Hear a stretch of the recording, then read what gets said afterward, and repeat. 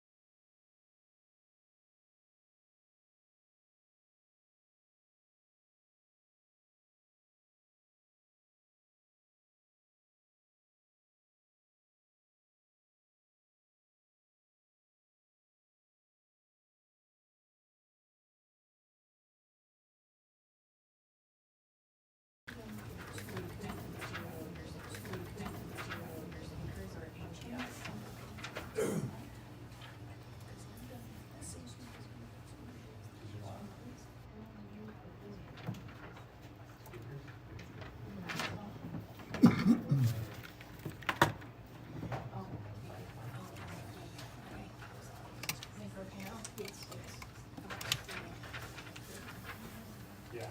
Okay. Sorry. Okay. Okay, welcome to the regular Microphone. Susanville City Council meeting.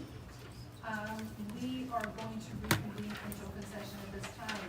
In a few minutes, we will stand for our pledge of allegiance and invocation. Should you wish to offer an invocation following ours, make your way to the podium now so I can call on you. Let's stand for our pledge and invocation.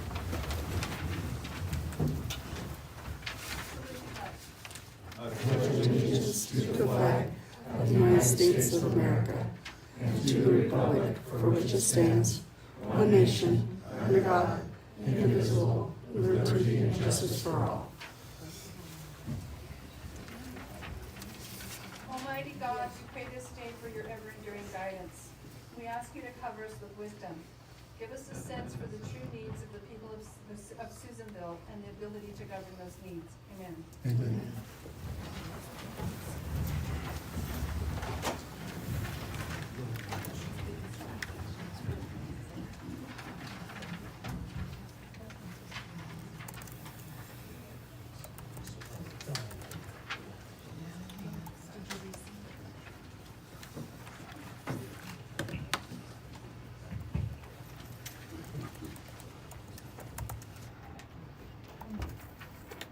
Mr. Newman, are there any changes to the agenda, commission regulations?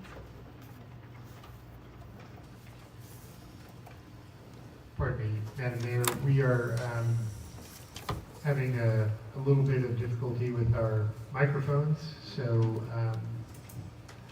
let me open the agenda for this regular meeting.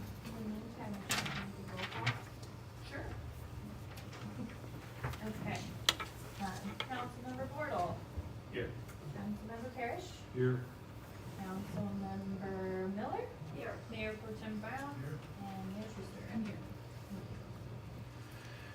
Yes, regarding the agenda approval, the council may wish to consider pulling item 9D up to the top of the new business. It's a discussion item. I initially set the agenda so that, the council could hear the budget presentation before discussing the pool item, because it is a, financial issue as well. But due to the number of participants in the audience, I don't think it would make a big issue or a big deal either way. So if the council wants to bring that item up to the top of new business, then may consider doing that as part of the agenda approval item. Okay. So with that, is there a motion to approve? Motion to approve was said All those in favor? Aye. Opposed? That motion carried unanimously. Okay, Mr. Newman, is there anything to be put out for this session? No, Madam Mayor, council met in closed session at 3 p.m. Regarding contract negotiations with several employees and employee bargaining units. No reportable action was taken. Direction was provided to staff. Okay, thank you. There are no awards or presentations this evening, so we'll move on to item number 5, business from the floor. Any person may address the council at this time upon any subject on the agenda or not on the agenda within the jurisdiction of the city council. However, comments on agenda items on the agenda may be reserved until the item is discussed. Any further matter not on the agenda that requires action will be referred to staff for a report and action at a subsequent meeting. Presentations are subject to a 3-minute limit. I have Shelby Teeter. When you come up to the podium, will you say your name and address, please? Yeah, absolutely. Thank you. Hello, Shelby Teeter, and 340 Prospect Avenue. I just wanted to say, I work for 4 jobs in this town, I work for 4 jobs in this town, all of them are small businesses, all of them are local. And I'm here to show support for Farmers Market staying on Pantera Plaza with little to no cost. We work really hard to put the Farmers Market out there on Pantera Plaza. It's a beautiful location in Susanville to have the Farmers Market, and I just wanted to show support of that. So, thank you guys. Thank you. Okay, Nancy McAllister. Thank you, Nancy McAllister, 235 South Gay Street. At the last meeting, council decided they will no longer support the Uptown Susanville Farmers Market hosted by LARP past this season. I found the decision to be very disappointing and short-sighted, especially from city leaders who often discuss the need for economic development.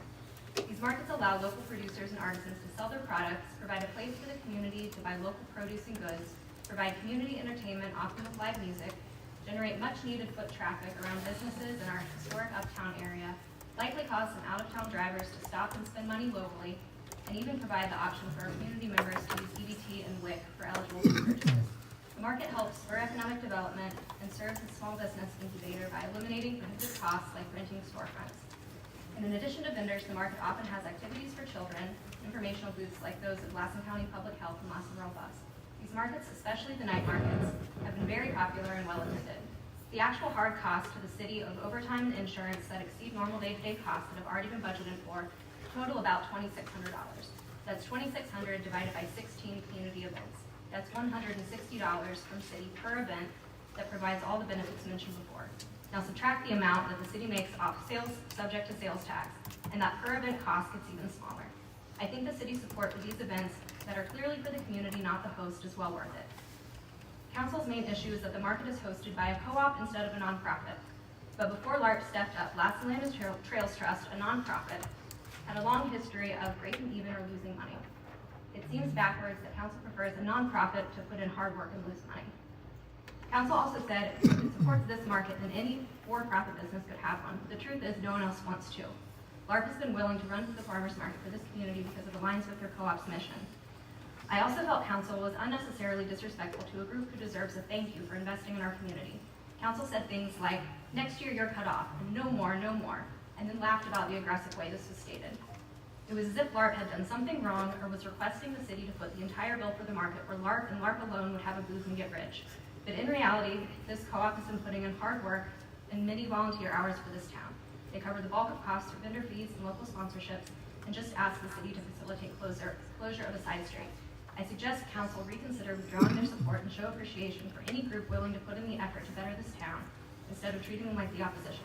And if any small business, including LARP, manages to turn a profit at the farmers market, great.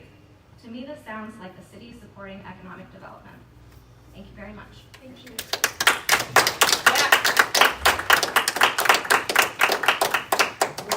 Okay, next we have Jan Brandy, Lassen County Probation.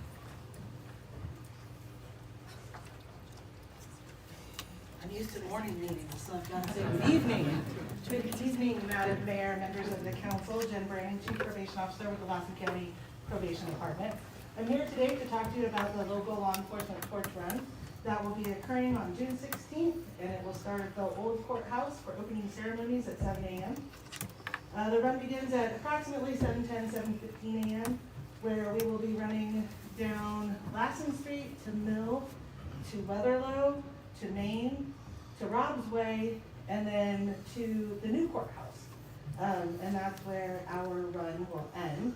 This is our 4th annual run, and it's changed a little bit each time. Our little route is kind of wonky this year with the St. Francis being up there and some of that sidewalk being closed, but it's a really great event to support our Northern California Special Olympics Partnership. And I also want to say thank you to the city department with all of the work that they do in assisting with the torch run. We've been in partnership for the past 4 years doing that, so it's always been really great. I have some flyers here with some information. Of course, every buddy that comes up here to talk about a great cause needs great money. So there's definitely a place to be able to scan our QR code, go on our Facebook page, click our links, be able to go on the Lassen Law Enforcement Torch Run, and be able to make some donations that way. There's also supporting everybody on the run. It's always nice as you're making your way down the 1.8 miles to have someone telling you, way to go, you can make it. That's always a big thing. We always do this, of course, in partnership with the City of Susanville Police Department, with the Lassen County Sheriff's Department, California Highway Patrol, we've got CAL FIRE, the Probation Department, and a couple of other fire departments and whatnot typically come along with us. But with that, I have some flyers, so I can leave these here with you guys. And now if you have any questions. Thank you very much for your time and for hearing us today. I really appreciate that. Thank you so much. Okay, next we have Susan Baxter. Hello, I'm Susan Baxter of Susanville. I'm a community member here, I'm a resident here, and I take pride in what we do here. There are some things that are going on that don't deserve to get pride. The pool, it's, from what I understand, there is a manager there that is working at $60 an hour and flatlining anything else. Does a pool manager need $60 an hour? Is that what was agreed on? The other thing, LARP, from my understanding, it was presented to council and they approved to have LARP continue to be supported by city council, and no more is not acceptable. The St. Francis burnt down on November 4th of 2024. It's still there. If anything is going to happen, people need to be on the phone, making phone calls, finding out where they can take that stuff, who can take it, get the city cleaned up. People come into this town and they're disgusted by the way Susanville looks. And it's really sad because a lot of times, a lot of work has been put into making Susanville look better. And I like to plead upon you to get off the duff and get working on it. Don't mess around with it anymore. The man's not going to pay you. If he was, he would have done it.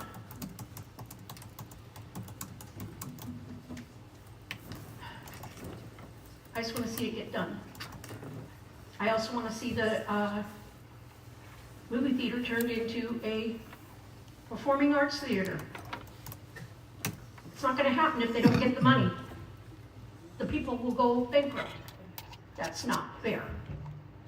That's not fair at all. To want to make a statement when people come through town. What a lovely little town. They're not doing that. Not the way it looks right now. Get things done. Thank you. Thank you. Next we have Cassandra Griffin.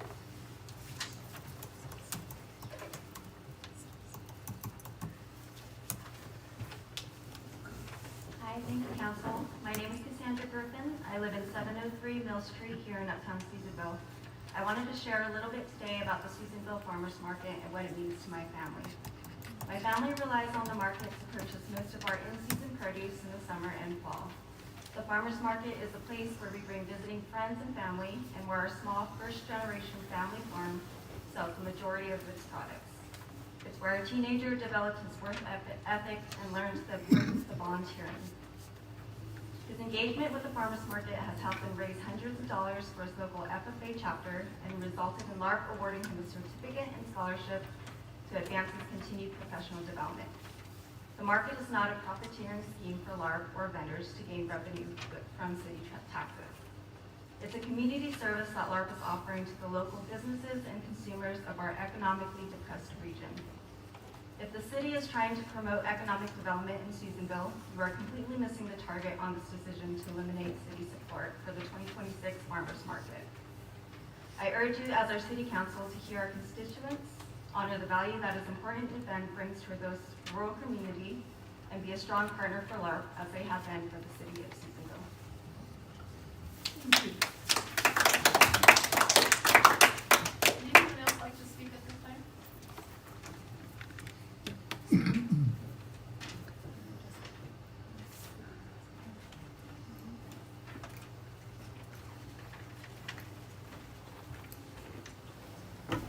Good evening. My name is Tammy Martinez, and I live at 345 Maple Court. And I've had the privilege of living here for 3 years now. And I'm just now getting out into the community and trying to be more supportive and to watch our community to grow. And from what I've seen, we have been stumbling quite a bit. Some of it seems to be people's egos getting in the way or getting hurt feelings, and once those feelings get involved, they forget about their task at hand. I have to travel to and from Sacramento quite a bit, and I seen a beautiful sign yesterday and today, and it's right at Colfax, and it says, Susanville, come visit us. We have beautiful trails and less traffic. Okay? And I know that's to promote growth of the community. And with the devastations that have happened between COVID, fires, and other economic issues going on, there are a lot of community events. We want them to go off to college and come back and live and thrive here. But if there's nothing here worth being here for, why should they? It's up to you guys right now to really listen to your people that are coming to you and speaking before you. You guys have the knowledge and the power on how these systems operate, on who can get things done for you, who's going to be in your way, and what hurdles that you have to overcome. You guys have that intimate knowledge, some knowledges that we as private citizens don't have. So I understand on certain levels that, you're hearing all, these different complaints and stuff like that. It's not a complaint against you personally, per se. It's constructive criticisms that's trying to get you to open your eyes and see other perspectives of what can be done. Thank you. Thank you. Anyone else? Yes.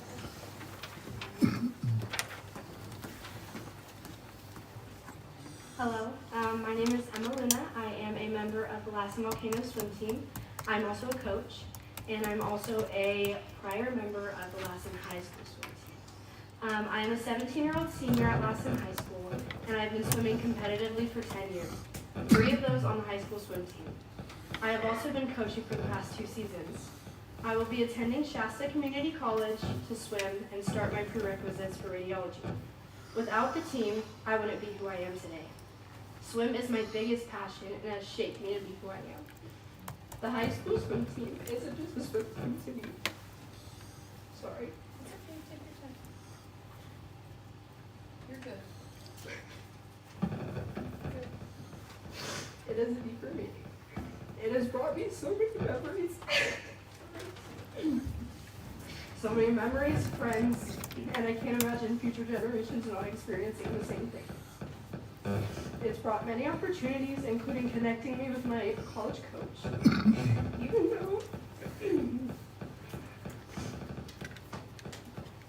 Even though I'm graduating, it brings me great sadness that we are in danger of losing this team because of the patience, passion, and determination it teaches. I have met so many amazing individuals and found a family within this group. And I know that many others in this community will be saddened just by this same decision.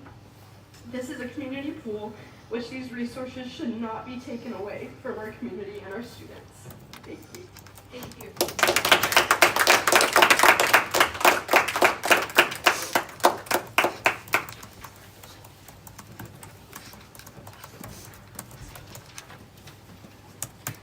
Hi, my name is Peyton Butterrock. I've been on the high school swim team for about 3 years now, and next year will be my 4th, my senior year. Today I'm going to read you one of my fellow peers. He wasn't able to make it today, and then I'll tell you what swim team means to me. So, to whoever it may concern, although I just started competing this past school year, swimming has always been a part of my life, and I have always loved it. Closing the pool early not only takes away the privilege of myself and others to compete, but it strips us of something that we have loved for years. Swimming is not only a pastime for me, but it teaches me discipline and hard work. Now, I'm not only asking you to keep the pool open year-round, I'm simply asking you to keep the pool open for me and the other swimmers to be able to continue and grow, not just as swimmers, but as people as well. Sincerely, Christian Johnson. He's just one of the many people I've met throughout swimming. It's very important to me as well as my family. It's not just something I do, it's something we do together. My family gets very involved and they've trained to become officials while we swim. It's really important to all of us. It's something we can do as a family because most of us are busy over the summer. My mom working as a pharmacist tech, my dad working for the Forest Service. It's not only important for all of us to get to do this throughout the summer, but the fall as well, especially when fire season gets worse. At the end of the summer and into fall, my dad has to be gone a lot more.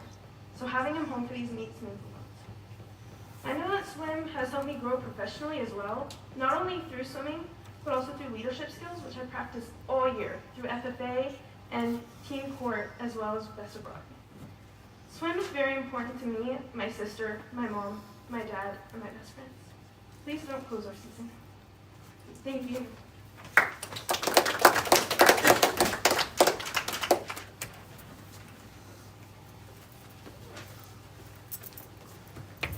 Hello, my name is Talia Gard. I'm on the summer swim team. I've been on the swim team for 4 years. Swimming is important to me because I love swimming and going to ice cream every Saturday. And it's not just about winning either. It's about the team I have. I love when they cheer me on and we're like a big family. I've been looking forward to high school swim team since I started. And seeing my sisters do it makes me want to do it even more. The idea that we might not have it there makes me so sad, and I hope we can keep it up there. Thank you. Anyone else?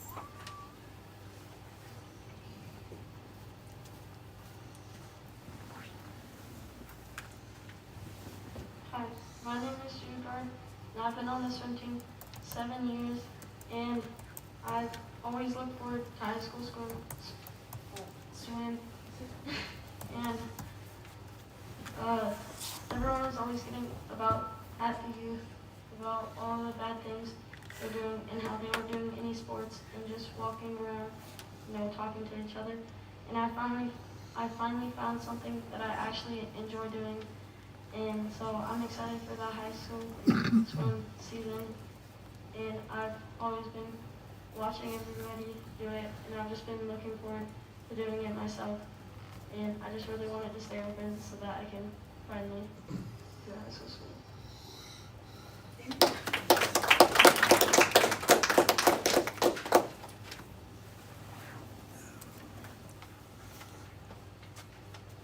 Hi, my name is Tegan Gard. I'm a part of Lassen Volcanoes swim team and Lassen High School swim team.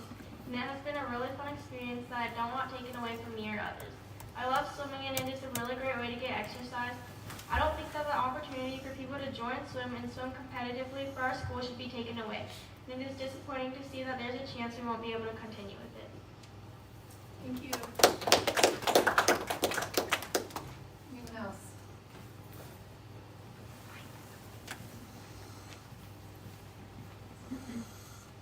Hi, my name is Tessa Garden. I'm a freshman at the Lassen High School. And this was my first year on the high school team, and I've also been swimming for the Volcanoes for a while. And I cannot express how amazing the high school experience was for me. And I'm speaking up here right now in hopes that I can continue swimming for my high school and that others in the future can as well. I have made so many friends and felt so welcomed by the entire team. Taking this away would mean kids wouldn't have an opportunity to participate in such an amazing sport like I did. Please reconsider this. Thank you.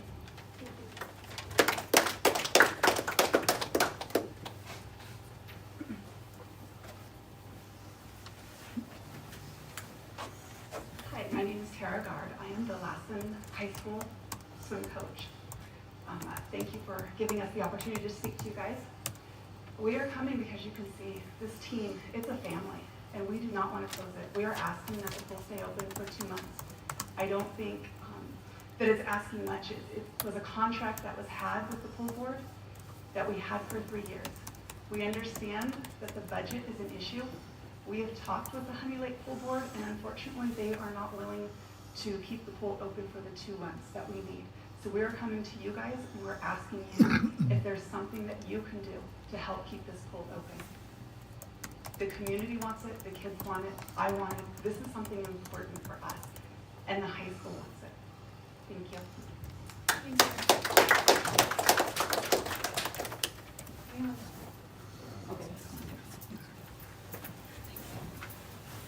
Hi, I'm Nicole Hamilton. I'm a resident of Susanville, California. And I came here to speak on behalf of the pool. And I just listened.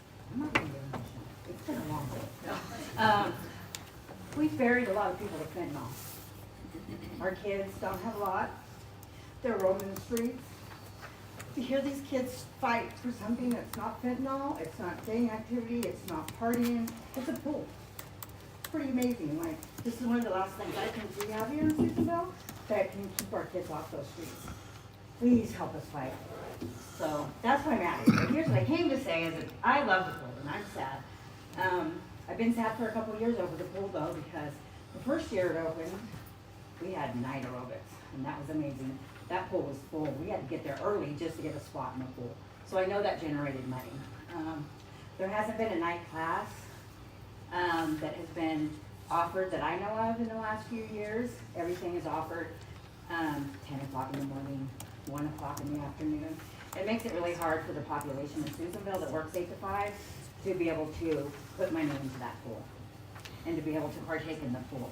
So I don't know if it's not an option or if it's an option to offer some more of those evening classes. The community would love to help. We would love to go. We would love to spend our money there for night aerobics and help keep the pool open for the last 2 months for the kids. You know, I think that there is a business plan that can, I mean, I would think that would be an option. Somebody's got to want to do aerobics at 5 o'clock at night, right? I mean, it's, but that pool shuts down, and so I know there's a large group of my friends that would show up in the evening to partake in classes that would generate some funds. So that's all I have to say. Thank you. Anyone else? Okay, seeing none, I'm going to move on to our consent calendar. All matters listed under the consent calendar are considered to be routine by the City Council. There will be no separate discussion on these items. Any member of the public or the City Council may request removal of an item from the consent calendar to be considered separately. Council, is there anything you would like to remove? Yes, I'd like to pull item 6A. Minutes. Item 6A. Anyone else? The public? Me? Okay. So what we'll do first is we will vote on item 6A. Council, all those in favor of approving item 6A in the consent calendar? There needs to be a Oh, a correction. motion, I'm sorry. Can I have a motion to approve? There needs to be an amendment made on item 9F of the minutes. It states that Councilmember Wardle has spoken during that meeting. I was absent. So I don't know who was speaking, but it wasn't me. Which paragraph are you looking at? Oh, I see it.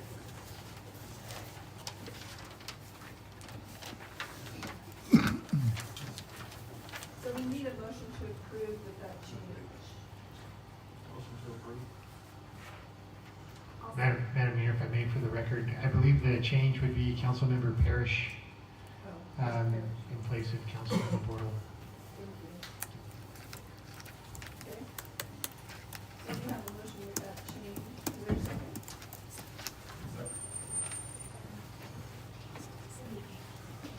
Okay, all those in favor on 6A? Opposed? That motion carried unanimously.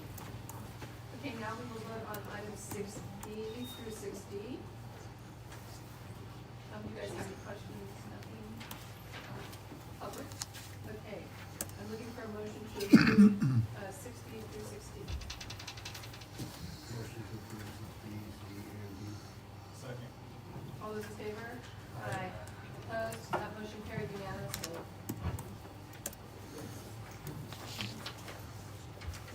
Item number 7 is a public hearing.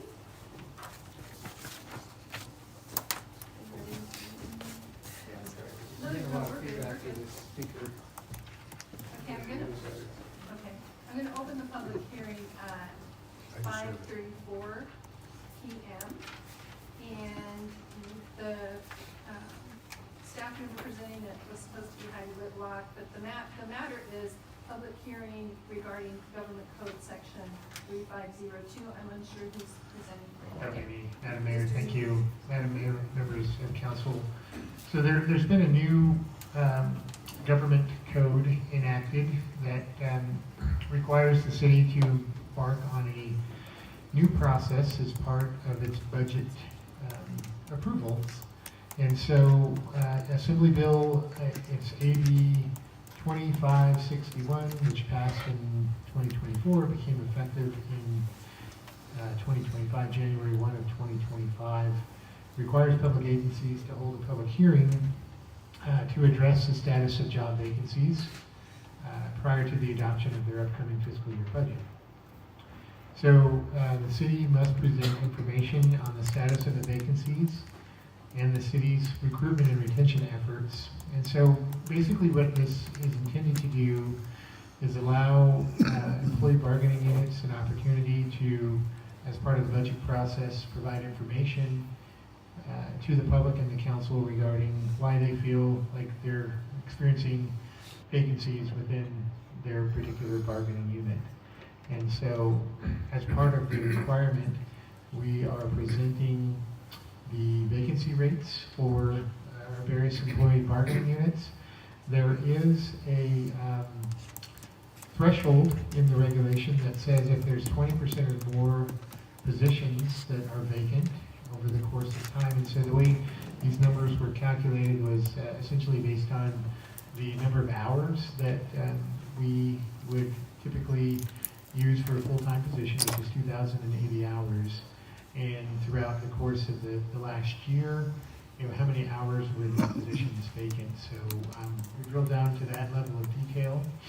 There's really no specific methodology listed in the regulation, but that was a way to do it that we could do without a lot of effort with our existing accounting records. And we came up with numbers in the table that's in the staff report. For example, the administrative bargaining unit had a vacancy rate of 9.7, firefighter bargaining unit vacancy rate of 7.3.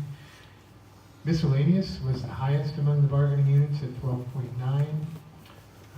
The Susanville police officers unit 1.6, and so finally the management bargaining unit no vacancies over the past year. So this is an effort to increase transparency regarding staffing levels. It's required as part of the budget review process, which we have later on in the agenda. The staff report also discusses some of the actions the city has taken to address vacancies. For example, we do have a hiring policy that we review and update consistently. And in addition to that, we are always monitoring our recruitment efforts to basically enhance our knowledge of where we're having success and where we might need to improve. We're using social media and online platforms such as Indeed and ZipRecruiter. And then we also, in some cases, will actually, through these platforms, get interest in the job, and then our staff will follow up with those that are interested to tell them more about the city and try to solicit an application. We do have some difficulties in some areas regarding some compensation items that essentially might make it difficult for us to compete in the job market. That's an ongoing issue that a lot of public agencies struggle with. But we are, I think, doing better as far as our vacancy rates go with some of the changes that the City Council has put in place over the years regarding employee compensation and our benefit package. So the action requested is to receive and file the informal report on the city's job vacancies, recruitment intention efforts pursuant to Government Code Section 3502.3. Thank you. Council, do you have any questions on this? No? Okay, public, any questions, comments on this? All right, then, council, we need a motion to receive and file. Make a motion to receive and file. Second, so we have a motion and a second. Any discussion, you guys? Okay, then, I'm going to close this hearing at 5:40 p.m. and I'm looking for a vote. All those in favor? Aye, opposed, that motion carried unanimously. Okay, item 8 is council announcements. Council, any discussion or announcements? I think you have slides. Okay. Please allow me to acknowledge that we are on the ancestral and contemporary homelands of the mighty Pike, Pitt River, and Washoe people of Susanville, Indian Rancheria, where the city of Susanville is located. And that's all I got. Okay, then let's move on to new business. So item 9D, we're going to start with, which is, this is discussion regarding Honey Lake Valley Community Pool and Danny, city manager.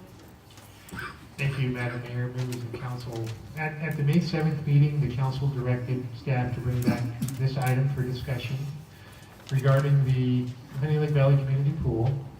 Specifically, the request was to, what would be the cost to keep the facility open in the fall to accommodate the Lassen High School swim team? And if the city were wanting to support that effort financially, what funding sources does the city have available to do that? And so, as a discussion item, there's a lot of, I think, items that the council may consider that I'd like to talk about briefly. And then it would be then a request for council to provide direction. If the council's direction would be to bring this item back for a budget amendment to provide additional funding to the Honey Lake Valley Recreation Authority, that is something we would certainly do. And so the issue is a complicated one, I guess, or maybe I should say complex, in that the city as an entity and an organization is not responsible for the operation of the Honey Lake Valley Recreation or the Honey Lake Valley Pool, a community pool. So that those decisions are basically assigned to the Honey Lake Valley Recreation Authority, which is a joint powers agency between the city and the county. And so through that joint powers agreement, the city and the county provide $80,000 a year from each entity, so for a total of $160,000 to support the operation of the facility and the various programming that takes place. So the pool board, the HLVRA board, submitted a request to the city last fall. I think it was presented to the council in around the start of the year, around January of this year, I believe, to consider increasing the contribution from $80,000 a year to $120,000 a year. The direction that the council elected to proceed at that time was to look at a couple things. One is the request was to see the finances of the pool so that there would be a better description of what funds were needed and what they were needed for, but also to look at the city's finances and determine what could we afford. And so that process we identified would take 2 to 3 months, and so we are there finally. It probably took a little longer than 2 to 3 months, but we were looking at our budget, preparing our budget, which is on the agenda for tonight, to try to do those financial forecasts and assessments of where we are, what our future looks like, and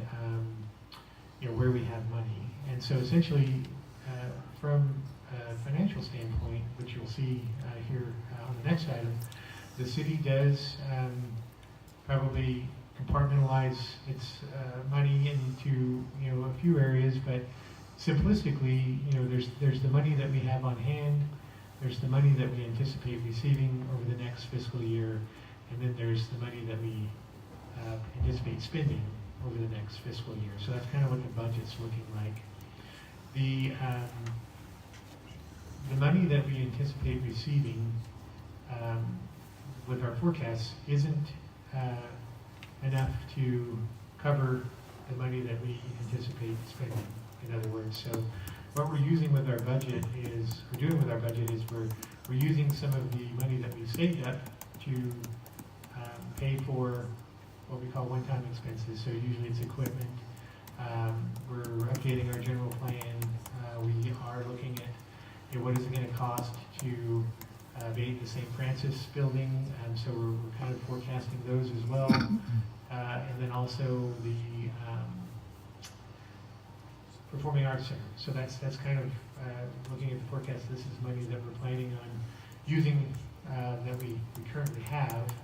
So when we throw the pool into the mix, it really would need to come from the money that we have on hand, right? So we would be using some of our saved up cash reserves, if the council elected to do that, to provide funding to the HLDRA board with the request, or maybe the condition that they use it to extend the season to accommodate the high school swim team. As far as the costs go, there's been a lot of work done on that at the Honey Lake Valley Recreation Authority level. The staff that's assigned to that presented yesterday. There was a meeting, and so the best number that we have, because there's also variables that to consider, such as what other programming might be provided during the shoulder season.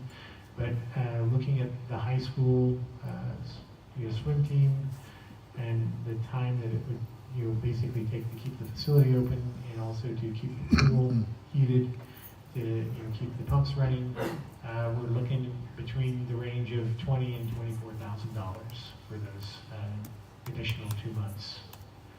So that's the need as far as we understand it.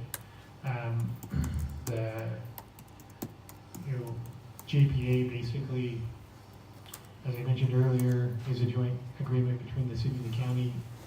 I don't know if the county is willing to or able to participate in that, but assuming they are not, that would be the need that the city council might consider addressing for the upcoming season. Looking out into the future is maybe a different discussion, and that's something that the Honey Lake Valley Recreation Board needs a response from the city on their request for the additional $40,000. That I think really is a good topic of conversation during the budget process, because we're looking at not only the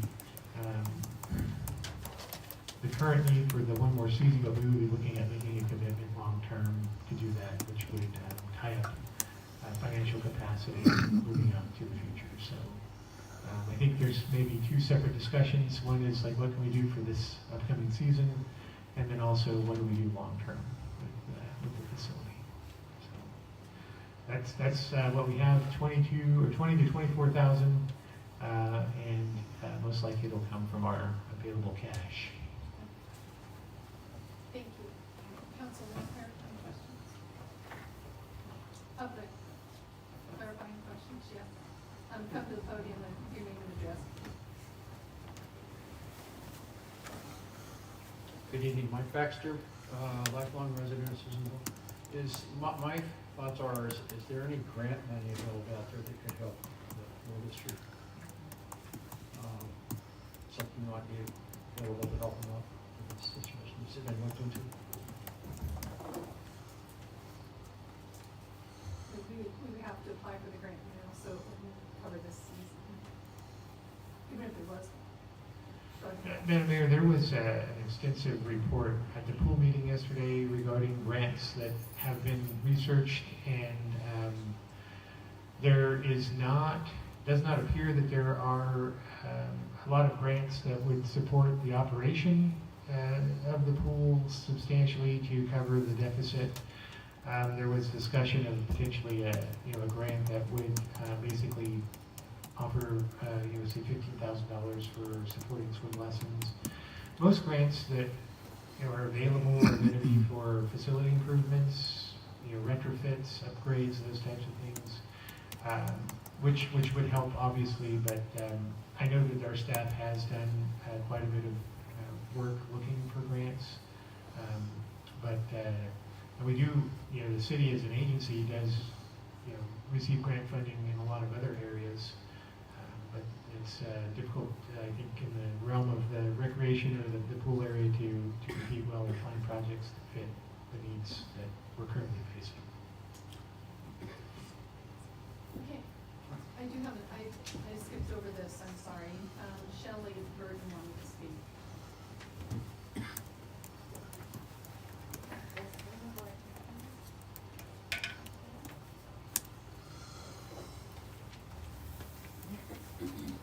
Good evening, Shelby Burton, Maple Court, Susanville. As a community member, I have pleaded with the Board of Supervisors and the full board with no success. I stand before you now because you are our last hope to keep the pool open for the community and the Lassen High swim team. So I'm pleading with each and every one of you to help find funds for the months of August, September, October, so the pool can stay open. The city manager has provided the estimated costs to keep the pool open. I've also provided a comparison using budgets from the information from the April and May pool board meetings to help guide your decision. It does have a breakdown of what I have figured of the cost of the swim team using the pool only. And it also has different scenarios on it as for sessions used, as practice times, and with manager salaries and without manager salaries, and also including the lifeguard, and also utilizing the facility utilities and without the utilities. So I'm also asking the City Council to begin the process of dissolving the joint powers and restructuring the pool. That includes a possible name change to Susanville Community Pool and exploring long-term solutions such as city control to reform staffing, management, and budget oversight, along with a community elected board, a special district with a community elected board, or a nonprofit model also with community representation. Lastly, I want to remind you why this is important. The swim team is more than just a sport. It gives our youth purpose, structure, and a place to belong. Without the pool, our high school team is gone, along with its opportunities it brings. I do have a letter from a swim team member. I have read it to some of you on the pool board. I don't know if you guys would like to hear it today. I'll try and remain my composure. I only have 46 seconds, so sorry. That's okay.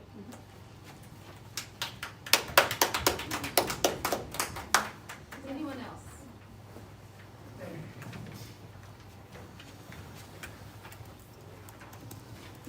If you don't mind, I'll go ahead and read the letter she was unable to read, if that's okay.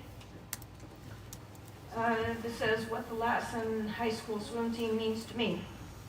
The Lassen High School swim team brings to me so much joy and happiness.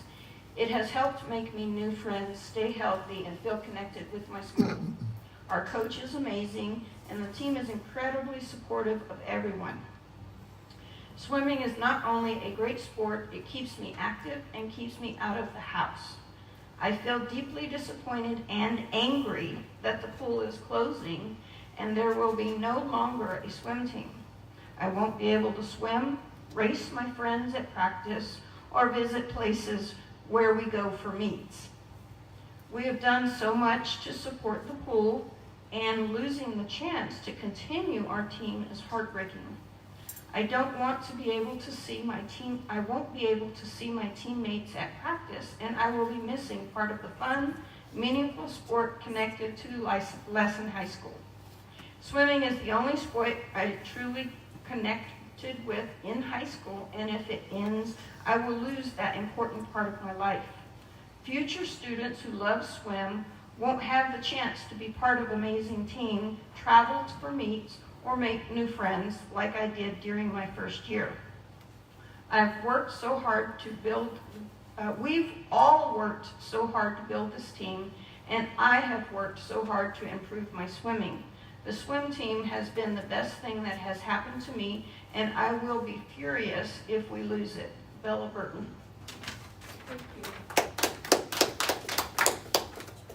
Okay, is there anyone else? Okay, we'll come back up here for discussion then, council. Anybody would like to start? Sarah, did you review these figures so that, do we have to have a director or manager on staff for the pool? I did review those numbers. And that is was a question, do we have to have a director or manager on staff? Yeah, like the assistant manager or the director manager, do they have to, because it's a pool and a public pool, do we have to have those people on the staff at the time? Are you asking, do they have to be at the facility during those events, or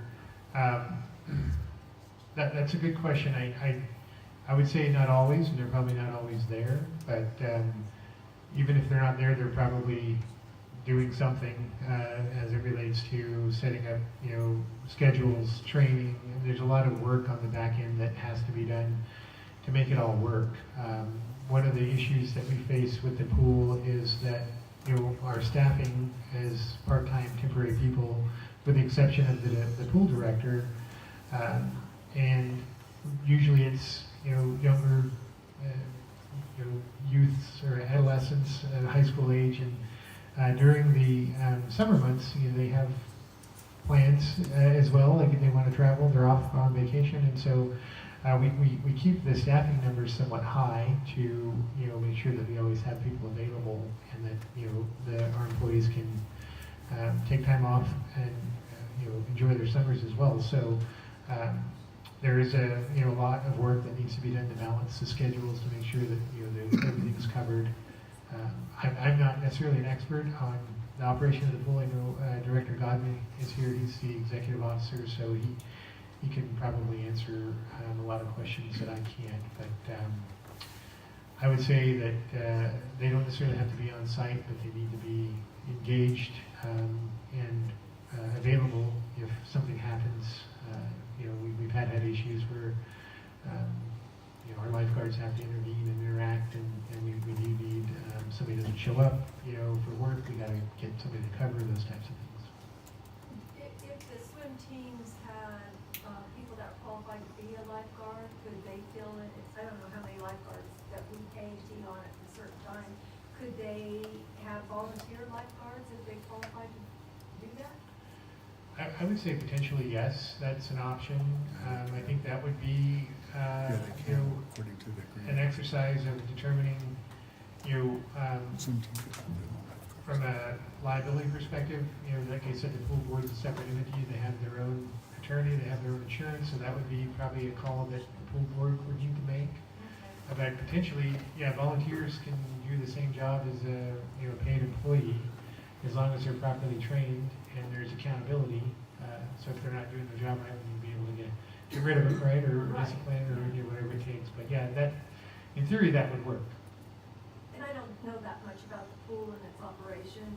I know that one woman talked about the night aerobics. I mean, how much would that bring in? What did it bring in before? Is there any way to look at that type of a budget? I would probably defer to Director Godwin. Preface it that my understanding is that all of the programs that are operated at a varying level of a loss. So pools themselves, it doesn't mean that the pool's failing because it can't make a profit. I mean, pools don't make profits. I mean, they need to have some additional funding support. The funding that's provided by the city and the county is general fund money, so it's money that comes from property taxes, sales taxes, those types of things. So when we look at our general fund, that money is the same money that we use for parks, for fire, for police, and so that's really kind of the difficult decision for the council is like, where are the priorities and where is that money need to go in order to fulfill the city's mission and vision that, you know, that we've set out. And I agree, we're talking about our budget, it's tight, it's real tight right now. Revenue that's gonna be coming in and the dollar amount that the expenses going out is almost mean. So that's a difficult decision for us to contribute more money. And I'm just thinking, is there any way for fundraisers, for the teams to fundraisers and contribute it and maybe have lower cost employees on, at when they want to use it, or even have more, if we find somebody that would work nights, could we open it up for, the night aerobics or older people water walking, and I don't know what all they have up there, or maybe even swim lessons. Yeah, I would say yes, but I think that more programming will only increase the costs. Yes, and I get that, so. And so the other, I think, element is that, you know, when we're looking at, you know, the high school swim team, we've talked a little about, you know, the high school's a public agency. You know, they have facility people, like, is there any way we could just toss them the keys and say, hey, you know, it's yours for the next 2 months, don't break it. You know, those are all things that might be options, but, you know, they're not something that we can just, you know, turn the switch on and have those, you know, things go in place overnight. I don't know, that was just some of the things that I was thinking about, maybe fundraisers, if we figured it's gonna be 20 to 25,000 extra dollars, cut some of the costs of the employees, just have, even if we have just these guys, if that's the cost gonna be, maybe they could do the fundraiser, I don't know. Would you like me to speak to that? I don't know if I can or I when, don't know but. either. Oh, you think it would help? Okay. The council, you guys agree she needs to get this? We would love to hear it. Chelsea Burton, community member, Susanville. So I have been fundraising for the swim team. When we knew we had a contract, we started fundraising for swimming suits for the kids, because for the whole 3 years, they haven't had matching swimming suits. We really wanted to make a point to do that. And so we do have a fundraiser going on with High Desert that is very small. It'll be $1,000, and that was going to go towards that. So we could take that away from the kids and put it towards, you know, having the pool, which again, we'd be taking away from them. I do have 2 donors that have reached out to me, hearing what is going on, and said, please give me some more information. So I am currently actively trying to work on fundraising for that. The kids said they would do a car wash. They said they would do whatever it can. But I don't think all of that put together is gonna bring the 24,000 we need. So it will be a little bit. I know Assistant Principal Nilsson did say that there may be a couple thousand extra that we already put into the 5,500. So that is the process we are taking, but unfortunately, it's just such a big amount, and we're already putting in money to cover the cost of the lifeguard, of the facility that we're using. It shouldn't be put on our students and the school to fund everything, the salaries, even if we're there for 2 hours. You know, it doesn't make sense to pay a $10,000 salary when we're there for 2 hours. So. Can you just stay there? Yes. For part, because. So, do you have any more questions? I'm good, you go ahead. I had a few questions. So, where is the school district at in all of this? Are they just, have they decided to put in more money? Have they decided not to put in more money? Yeah, where's the school district in all of this? I haven't heard too much about the school district. Heard about the county, the city, where's the school district? The school district representative was at the pool meeting yesterday, and he spoke publicly regarding the high school's budget. And the information that was shared was that there's not the capacity there for them to contribute too much more. And so that's, maybe I'll let Bob talk. Sorry, Bob, because Bob may have had conversations directly with them, but that's just the information that's publicly shared. they say how much more they could contribute, or they say it's Uh, not too much more? Ms. Burton just indicated that they were looking like maybe an extra 2,000 potentially. And I should say that the 20 to 24,000 is the cost. It doesn't factor in that the high school will be contributing the 5,500. So that's not the total additional need. It would be less than 5,500 Okay, so it's. or 7,500 if that's the case. 25,000 minus 5,500 at this point, and if we got 7,500 from them, it'd be minus 7,500? Yeah. So, what did the county say? I don't know. So I have been to the Board of Supervisors and I asked to be put on their agenda for yesterday's meeting, and they did not put me on the agenda. So as far as I know, I am now again trying to put it in writing and talk to more of the supervisors to get on the agenda so that they can discuss it. That's pretty big. I'm not sure if it's appropriate or not, or if it's allowed. Can someone tell me what was the, can you guys hear me out there? No, can you guys speak up? Because I'm not catching you at all on my Yeah, mic. I'm not Sorry. sure what's up with my mic. Yeah, just speak up. Thank you. All right, so from the, I'm just gonna call them pool committee, what was their reason for cutting the season short? I think the public would, I'm not sure if everyone's all on the same page. They said they're spending too much money. Hold on. Sorry. So yeah, so what was the staff, let everyone else we're on the same page, or if anyone on the council could let us know what exactly is going on with the pool and why it cannot be funded. Do you want me to answer that, or? I can give you, I mean, Yeah. if you wanna speak, Bob, you can, or I can talk, I really don't care. I'm not sure if everyone knows. Do that. So, Councilmember Bortle had asked at one of our previous HLBRA meetings exactly how much each program makes.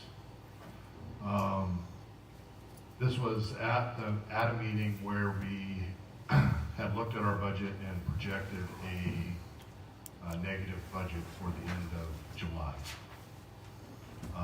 at the HLBRA.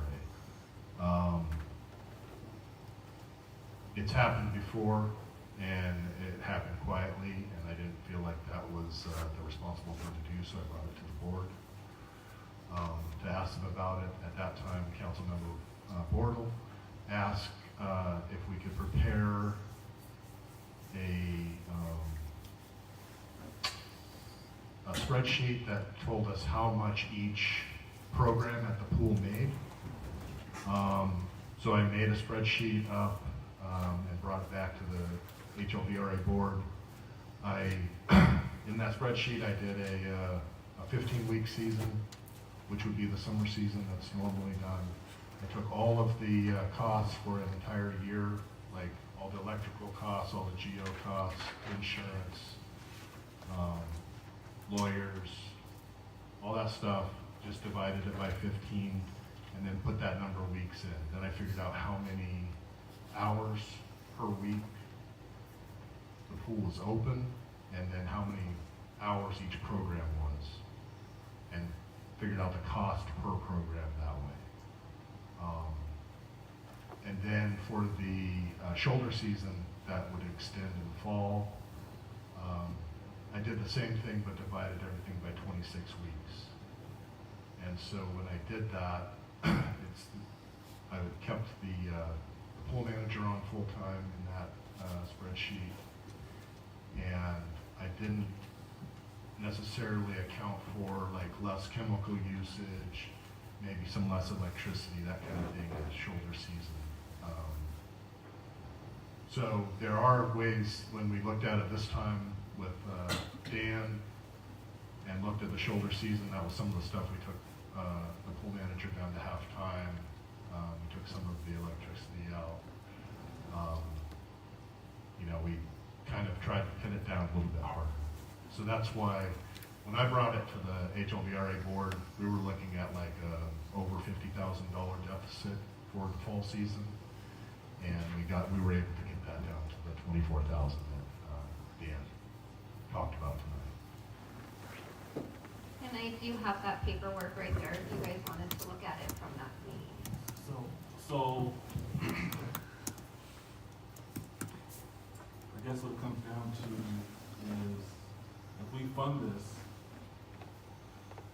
we're not gonna be funding something else, That's right. potentially. And we may- And what are we not funding? Or putting, or, and that's the thing right there. I know this is 20 years ago. Is the swim team able to swim early in the morning before it starts getting busy? Or, I know this is a long shot, but even in the middle of the day while the pool is operational, to kind of, so we're not extending the hours? Are they able to swim during the hours? I know it's probably during the school day. Are they able to make those type of adjustments? Because we're opening the pool anyway. I don't think So- that's. No? No? For the fall season, Councilmember Parrish, the pool is only open for like 3 or 4 hours a day, specifically in the time frame for the high school. The high school used 3 lanes for swimming. There's 6 lanes available, plus the shallow end of the pool, or the shallow side of the pool. And so whenever the high school's in, there's also availability for lap swimming and water walking at that same time.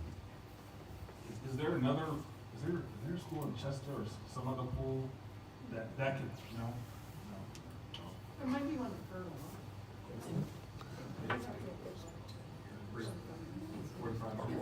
So the high school is so adamant about keeping this swim team that the assistant principal said if we have to get volunteer drivers, parents to drive our students to Reno to practice, he would make it happen.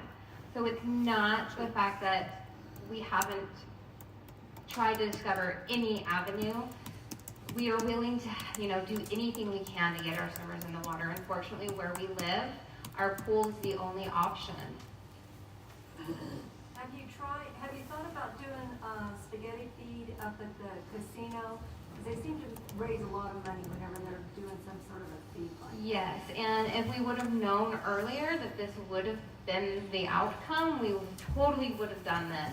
We would have gotten working on it, we would have gotten planning on it.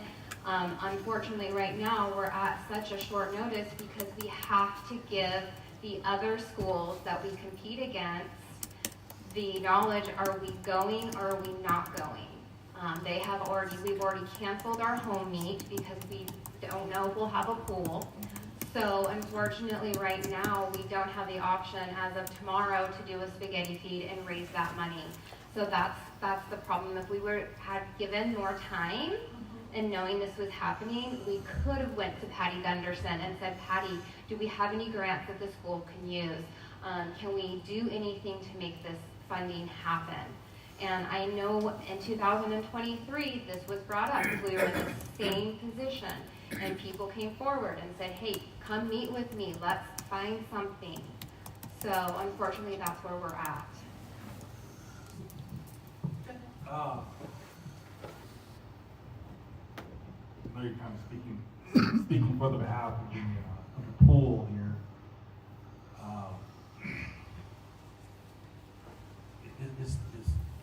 Is the mindset of the pool just to say just this season and then kind of not worry about the long term? Or are you guys worried about more of the long term and the short term? So right now, we are just really concerned about this season. We want to get our students in the water this season because it was promised to them. We had a contract, the school had planned, students were ready. But we also want to look at the long term, and that is where the community members come in, where we want to advocate for the dissolution of the JPA and restructure it. So that way we can have a different avenue within the year or two. And when do they need the money by? What's the latest?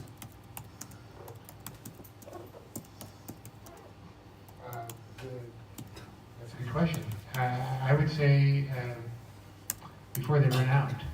Is there a specific, is it August 17th? Yeah, it would make sense to make sure, well, I think the decision to give the money should happen very soon so that arrangements and planning can be made.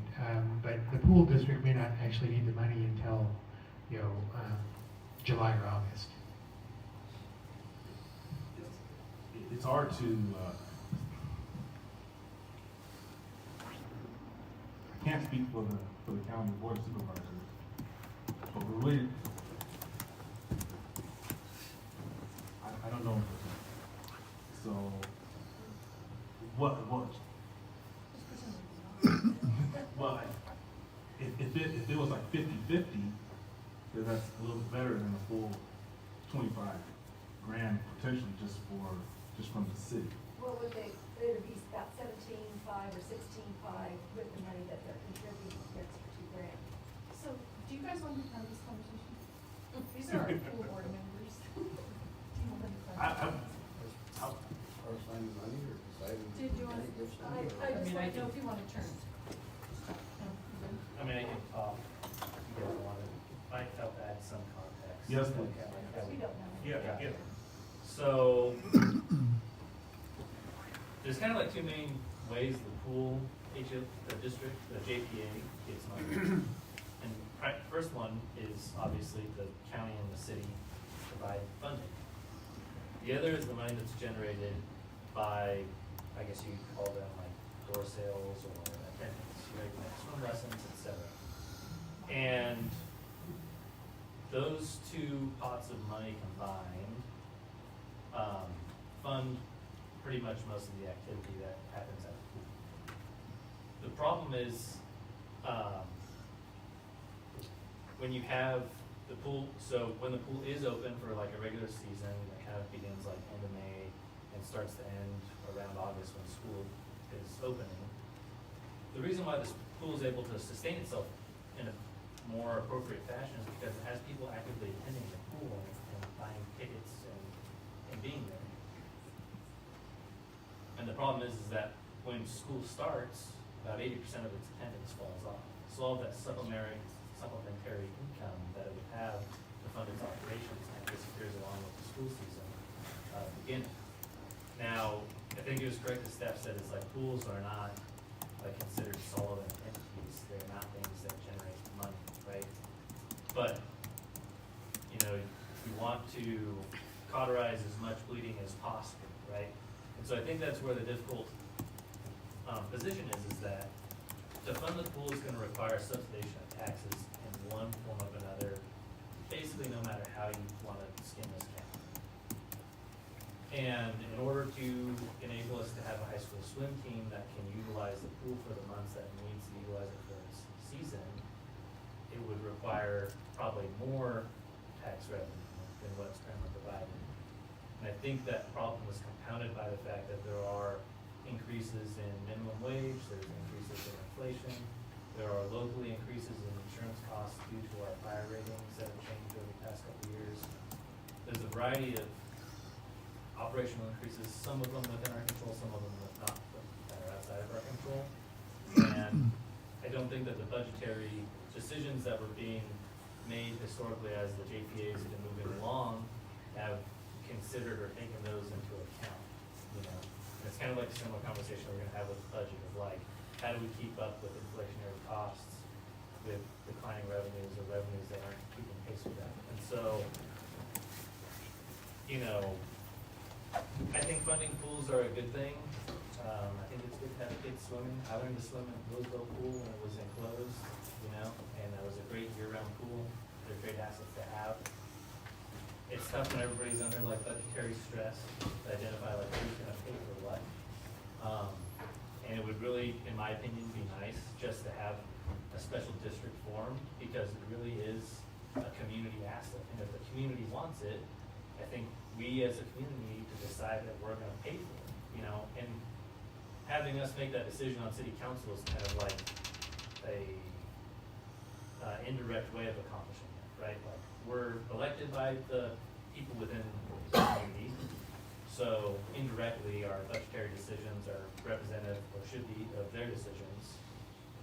But then we also have like the county entity that's involved here, and I don't know what they're thinking, but I'm really not gonna assume that they're thinking they're gonna fund this year. I'm just gonna take a guess, you know? So, does that provide some more information? Yes, thank you. My thought process is, as far as directions to staff, is to ask them, point blank, what is your opinion, and are you able to at least do half of this? And if they can't, if they say no? If they say no, further discussion, not unless we wanted to have it. I mean, we're in a partnership with the county. So I really would like to know what their thought process is. And because it's not just on the city of Susanville to make this decision. If they don't want to fund the pool, they need to tell the taxpayers and the county and everyone else, no, we're not, instead of not saying anything. So I need, well, my thought process, I need to know if this all falls on the city of Susanville, or do they have, is it going to be half and half? Well, it's my understanding, they've already stated, the pool board has stated that they're not going to do it. So, and she said she went to the county supervisor's meeting and they wouldn't put you on the agenda. I went on this up and then asked to be put on the agenda for discussion, to have funds, to keep it open, and to dissolve the JPA for the meeting of the 21st, and it was not on the agenda. So I've reached out to the clerk, and I've also have a phone call in to our district to try and get on the board's agenda so it could be discussed. I don't know if you guys can advise any other ways. I'm open to all ears. Can we ask, well, maybe Danny can answer. Could you, I don't know their policies, but can the city ask the county, are you up to pay for this? I'm not sure if that's are they willing to? I know that's still go up to their, to the public, but just to get a feel from. Yeah, we absolutely can ask them. The council may wish to consider providing direction tonight, to have the city staff bring back an item to, fund the deficit, right? And then, in the meantime, we can reach out to the county. The council, once it's agendized for action, can say, for example, well, we want to pay for 50% of it. Hopefully the county will pay for 50%. We can try by, the next meeting to get some indication from the county that, they're willing to participate. So at least we can have that information available at the next meeting. And the council can always, based on the county's response, reduce, the contribution at that meeting. So I think I would be comfortable with the cash I know that we have on hand that the city can afford to support the season for this upcoming year, but I would really caution the council on committing long-term to future seasons. And that's why I asked you, Yeah. is it more important for this season or for long-term?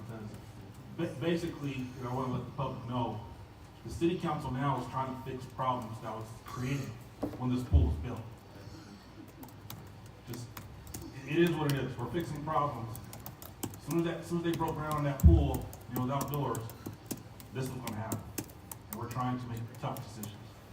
So I feel for the swim team, for the seniors, they didn't do anything for this situation, But that's my thought process to the council, is to reach out to the county to see where they are, because it's easier to talk about $15,000, $14,000 than $25,000. It's a lot easier. Okay, so I'll tell you how I feel about this. It's ridiculous. They have put our high school team and us against a wall, okay? We have to do something for our high school students. There are 14 swimmers on the high school team. There are 15 to 20 baseball players on the JV team.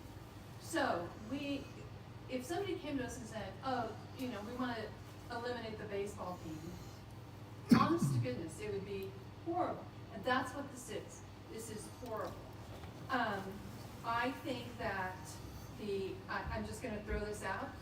You suggested a special district. Right now, the taxpayers are putting in $80,000 a year. In order to get a special district, she would have to ask them to pay more taxes. I don't think that is, just in my experience up here, in order to get a tax, in order to get something on the ballot, it was $15,000 each time.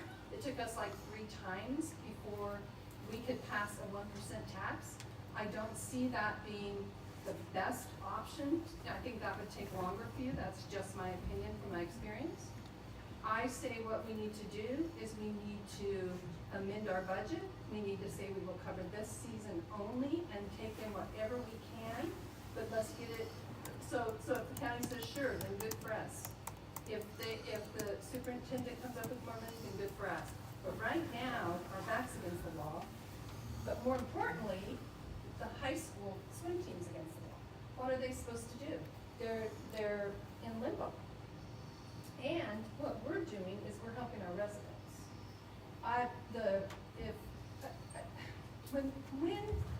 When we were first asked to help this year, we were asked to pay $40,000. Now we're down to 20. We find out really it's only $20,000 for the shoulder season, for the swim team, right? This is a deal. I say we amend the budget by $20,000, and then whatever we can pull in, good for us. So, I do like your idea.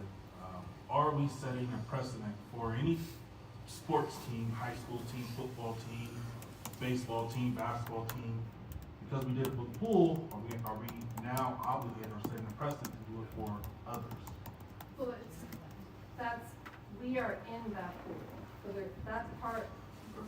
we're part owners of the pool. So no, the answer is no. What I would like to see is, I'm assuming the people on the county that's on their board, they also agree with not funding anymore. Is that? It was unanimous. Yeah, it was unanimous. I wouldn't count on the county funding anything at this point, but we could always ask if you never know. If we're looking at 17.5 that would be short after they paid the 7,500, what if we said, okay, we would adjust our budget, but maybe for the 20,000, but if you could continue to try to raise some money for the spaghetti fee, because you could get a spaghetti fee done in 3 to 4 weeks at the outside, and ask other people to donate, we could get that, recoup that, so that we're not into a problem with our budget. Is that something you guys think you could do? Yes, most definitely. I know that we could get something going as much as we can. Like I said, we're in this to win it. So we really want to find the funds. I really want to, and it's not the city versus the county, but I really want the county to have some say, because we're already ready to put up 25, 17, however many thousands of dollars. Well, we're giving them an easy way out. Well, you're already paying for it, so let's go on. I want, if we're willing to put our name to say yes or no on something, they need to have the same thing also. Because they're part owners too. I understand, and you're right about that. But I feel like I'm doing it, I'm in favor of it, if that's not clear yet, for the high school team. Here's the thing about the county. The county, they made it clear. They're making it hard for her to get on the agenda. By the way, that's a huge sign. It's a huge sign. So that's something we should take as a signal. But I don't want to cut you off, but No, that's okay. I don't think the taxpayers of Susanville want to go off signals. We need yay or nay. Well, because if we're willing to put our names on a check, they need to say, no, we're not. I think the taxpayers, the citizens want to have yes or no answers, because too many times our taxpayers are in limbo, and that's how rumors start. Well, give You them a know, chance, they'll have a chance. Well, that's, I You think. say Lassen County really does mean Susanville a lot. Yeah. And everybody understands that who's lived and grown up here, okay? Like, I grew up in Janesville, guess where I was spending most of my time? In Susanville, okay?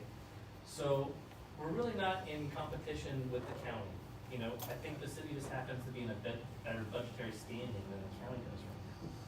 And I know that there's a couple supervisors out there whose constituents probably don't come to Susanville as often as everybody else does, and their constituents probably would be opposed to that, especially given the budgetary constraints that we're under. So I don't think the county is really the bad guy in the situation. I just think that they're less capable than us to be able to help the situation this time. And my nature is that when you're capable to help a situation, you know, just because some other partner can't doesn't mean that you shouldn't. And I'm sure that if they could, that they would. I just think that we're capable to help the situation.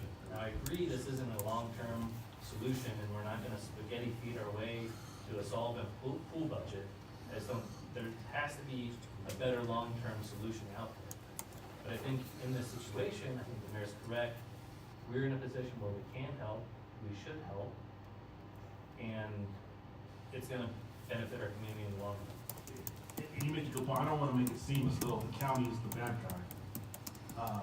If they're not in a situation to help, they should say so. I think they are. I think they're turning around. Or just them not putting it in the agenda. They voted no, I mean, the pool board did, but not the the supervisor. supervisors, because there's 5 of them. Yeah. You know, so that, in my opinion, we should really reach out to the, because maybe they can come up with something, I don't know. Well, can we plan for the worst and hope for the best then? Well, I still think that's giving, That's my idea. I still think it's kind of still giving them an out. If we can push it back till the next city council meeting and. I don't think you have the time, do you? Well, I don't think we should worry about what they're gonna do. We can only control what we can do and what's within our authority. We're not the county of Lassen, we're the city of Susanville. Right, So, and where do we cut from? What are we cutting out? Take it from cash, Huh? Sure. not very cash balance. cash I balance. mean, is that going to, are we gonna be short somewhere else, or? Inevitably, yes. We will be short somewhere else, however, where else has not yet been identified for the available cash, right? We have some money earmarked for, our current, available cash amount. And that includes the money for the Performing Arts Center, the money for the St. Francis cleanup and abatement, general plan update, those types of things. As you'll see in the budget, after all those, allocations are accounted for, we're probably still looking at around 2.4 million. I'm looking to Sean here. Does that sound right? 4 million. Cash balance in the general fund? Yeah. Contribution moving forward, no, I'm just kidding. Cash balance in general fund, so it would be coming from that, cash balance that would be available for the council to use for, a variety of things within the city. But that's money that's currently not earmarked or planned for anything at this time. Going back, I was just gonna say, because we know that the St. Francis, at the time the court systems allows us to even go on the property, what are we looking at there, maybe a month from now? That's scheduled to go back to court on June 20th. And we can't do anything until the court grants us permission. That's correct. Okay, no going off the agenda. I'm just trying to figure out when the money's gonna go. I'm of the mind for if we wait another 2 weeks, and then we can make a final decision. I'm of the mind frame to get it, to give staff direction to go ahead and amend the budget, take any money we can get from anybody. And that's from. I'm on board with you. I think we come up with it now, we give it now, and we give back what we can when we can. That's how I feel also. Because because that money isn't really needed until you get ready to swim, right? Correct, and that would have to be directed to the principal, and he is the athletic director, but yes, we would pay you guys. It's not really for us, it would be for the pool, because we already pay our part, so we cover the lifeguard, and we cover the utilities and stuff like that, so it would just mainly be the pool and the pool manager's salary that would have to be covered in that part that we don't cover. So that is what you would be looking at paying. And whenever the pool would need that, that would be an answer that they could give you. And could we work on the fact that maybe we could get cheaper help? Maybe they would have lifeguards that they could volunteer? Yeah, we can certainly continue to explore how we can reduce the operating costs. Director Godwin and I talked a little bit earlier about the geothermal costs, and that was a topic of discussion at the pool meeting yesterday. And there are some things I think we can do there, but it is probably a bigger solution that we can accomplish in just 2 months or 3 months, because we probably need to look at our rate structure for geothermal. And what's happening right now is because before the pool came online, well, it was online previously, but before it came back online, we were turning our geothermal system off in the summertime, right? And so when the pool needed the geothermal in the summer, during its season, we started leaving the geothermal system in operation. So the city has an agreement with the HLVRA board where the HLVRA board pays actual pumping costs. And that's as low as we thought we could get it, because there's still staff time, there's leaks, so when we have leaks in the summer, that doesn't cost the pool anything extra. So the geothermal utility is actually supporting that. But what happened, like we used to, Councilmember Brown can catch me on this, but I remember we would consistently turn the geothermal on around Halloween, like toward the end of October. Yeah, but you got a rule of thumb, weather dependent, Yeah, weather dependent. If it was colder, we had a colder winter, sometimes it would fall, we could turn it on a little earlier. But so the contract, basically the pool pays for that pumping cost up to the end of October. Once it's turned on, then now the costs are shared by the high school users of geothermal, Diamond View School, a couple of county buildings, Public Works, so the costs are spread out over a variety of users. I may be getting too far into a geothermal discussion, but what happens is that because the system's on, the high school can now use it earlier, but they're not necessarily paying anymore, right? So those are the things that we can look at as far as more users have access to the heat earlier in the season than they historically did, based on how our rates are currently structured. And so I think there's things we can do there too. But yeah, I think there's already been a lot done with Bob and his team to try to curb the costs. And for the record, the pool director does not make $60 an hour.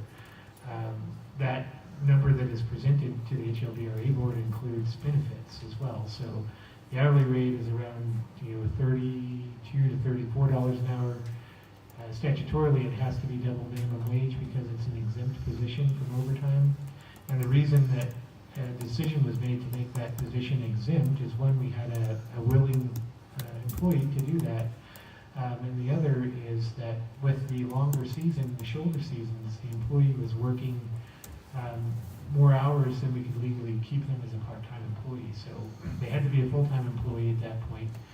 Shrinking the season may change that, right? So we can look at what is the best cost model for operating the pool in the smaller season, but extending the season out is going to increase that the hours that we have to keep that person on. As for a date of what we need to know, we just need to know if we're going to have a swim team, as soon as possible. That, as far as the money goes, again, that would be on them. If you say, yes, we'll do it, you're going to have a swim team, we will begin fundraising, we will put us back on the meet sheet and get it going. I'm for funding the swim team. Ms. Newton said, not sure where we're gonna take some money and some funds around, that kind of concerns me. I'm still in the mind frame.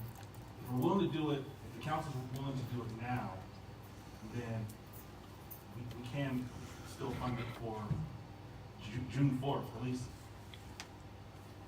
to hear from the county. To me, it's really, we're in a partnership with the school. We're being held accountable, they need to be held accountable also. We're telling the public, the rest of the county, no, we're not gonna do this. And if the city of Susanville, yes, we are. It's just holding everyone accountable and the taxpayers, so everyone knows where the money's going and exactly who's paying for this pool and for the swim team. I think it's important for the taxpayers to know where their tax dollars are going. I agree with what you're saying, but I also think in the long run, they're gonna be held accountable, whether they give or whether they don't. And if we just go ahead and decide to do it, whatever's necessary tonight, or give direction to that, it's just gonna put them on the spot. That's just no other way around it. So they're gonna be held accountable in the long run. And I think we're being put on the spot also. Yes, we are. So if we're being put on the spot, it's only, okay, then they should be on the spot. Yesterday. No, not you. Believe me, I'm firearms at everybody. Not you, not you or the pool board. I mean, I believe, and I'll speak for you two. You two are making the best decision that you can. So you two are not the enemy. You two are for the county and for the city. All I'm saying is, we're being put on the spot. The county should be held responsible also. Whatever the thing is, I think we have until June 4th, but that's, we'll fund it. I think they're funding it too. We'll fund it, but let's keep it just funded all for 2 weeks. Okay, Then okay, we're gonna so, work together to find a long-term solution. no, that's up to the board, the other boards. Okay. So I think we are ready to say, right, how do you feel? I would say let's go ahead and fund it, and hopefully they can get, quite a bit of this in a fundraiser one way or the other. And yes, approach, the board supervisors.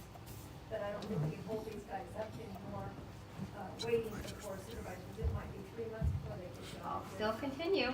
Okay. Did you receive direction? So, yes, and what, just for clarification,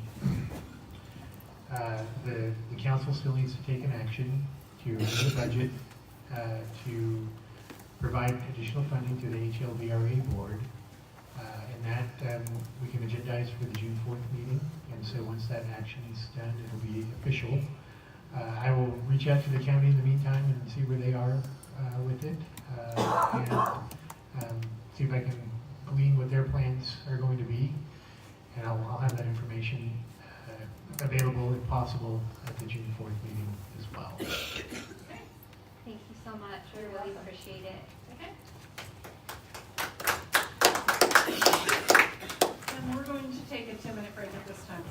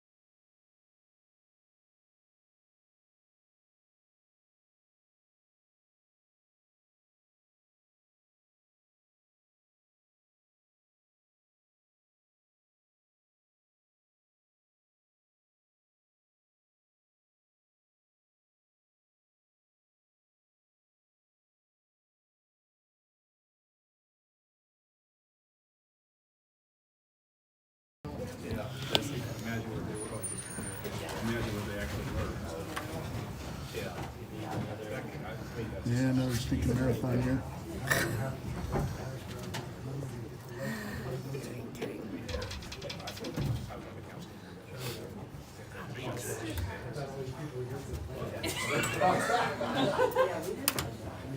We like care when the money comes from me, obviously, so.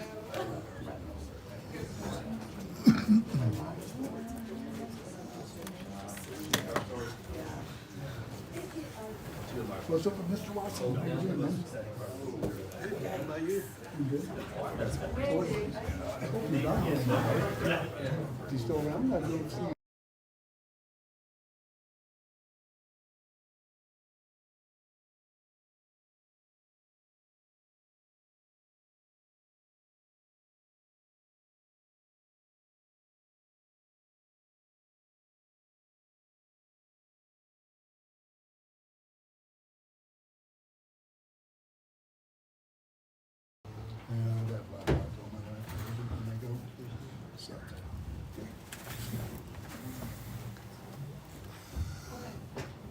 Are you ready? We're gonna go back in, and we're on line 9A. Item 9A is, it's a fiscal budget for 25-26, and it's Chandra Jacks, our finance director. Presenting. Thank you. I want to make sure I'm sharing on Zoom. Am I good?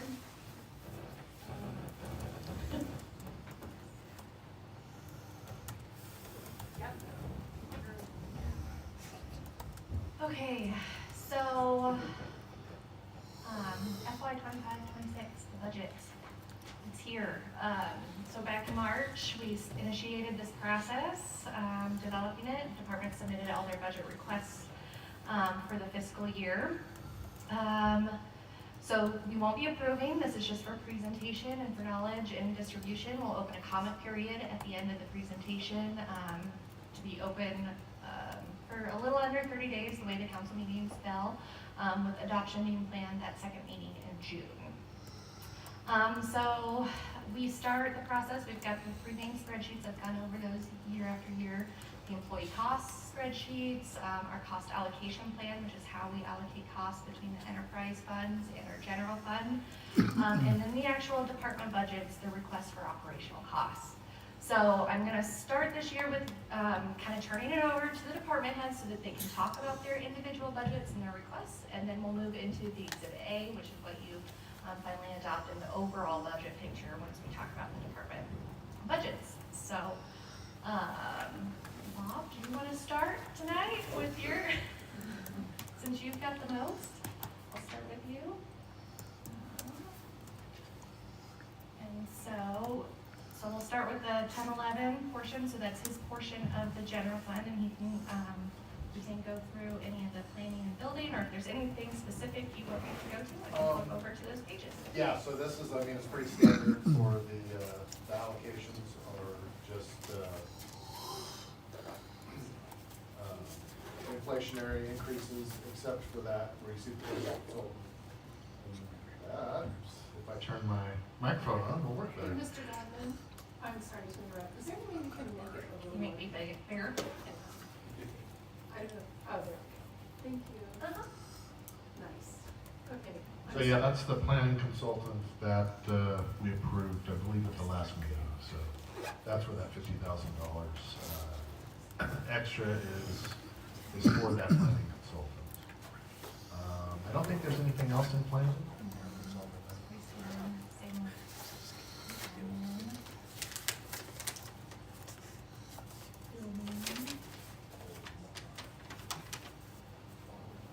Anything you wanted to reference in buildings? I don't think so. Code enforcement.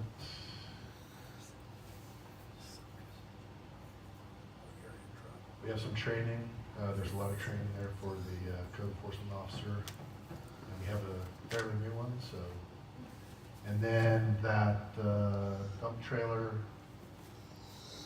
the fire department agreed to split the cost of that 50-50 with the code enforcement, and there was enough money in this year's budget to cover that, so that'll probably get changed.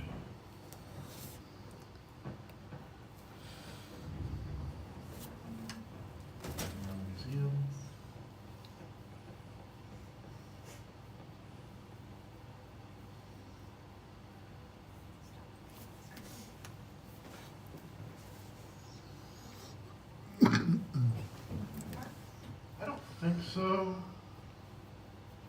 Oh. Yeah, there's a little bit of facility maintenance, extra $4,000 for the community garden budget. And some rate increases. All right.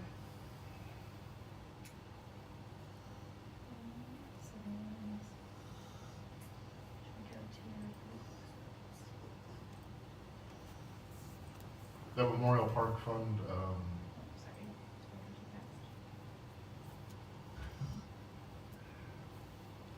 the rent and royalties is from the cell tower that we rent there.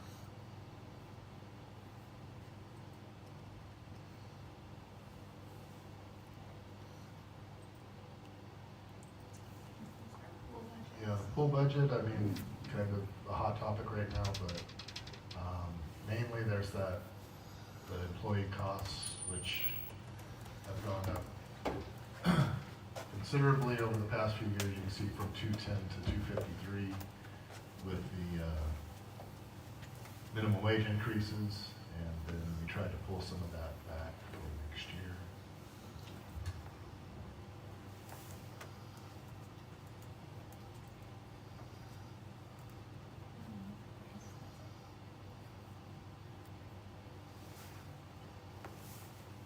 This is a couple of grants that we have. The calorie cycle grant. We get $5,000. We usually use that for the river trail, that kind of thing. The enterprise side of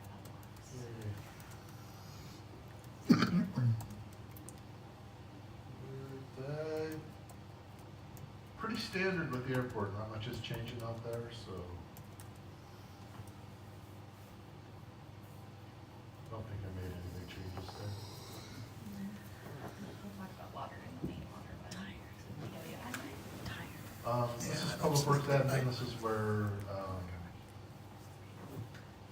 all the public works departments, gas, geo, water, streets, everybody pays in a little bit to this fund for my salary, the program coordinator salary, our administrative staff salary, and then all of the building costs will come out of this budget. So this is kind of everybody in the operations department pitching in to pay for the building and for some supervision.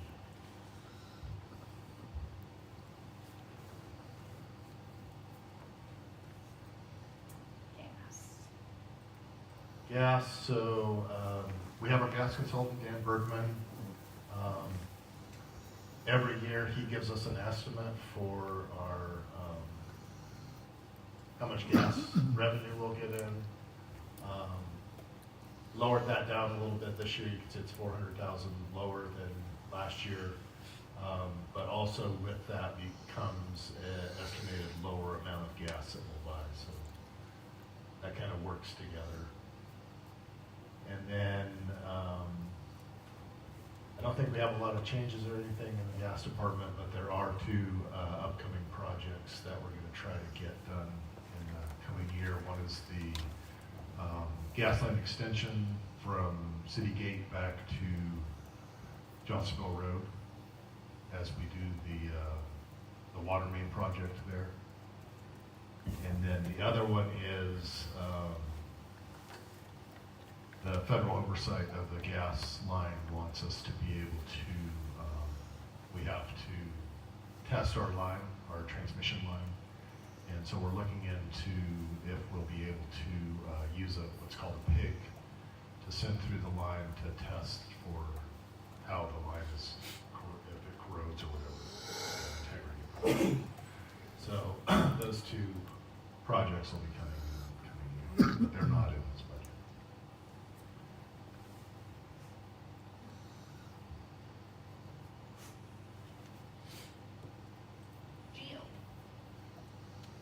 Geo, like Dan said, it's been a long time since we had a rate study for the Geo, so might be something that we start into in the coming year. And we also this year had, as you can see, the repair and maintenance there. We increased that quite a bit because of the number of leaks that we had this year.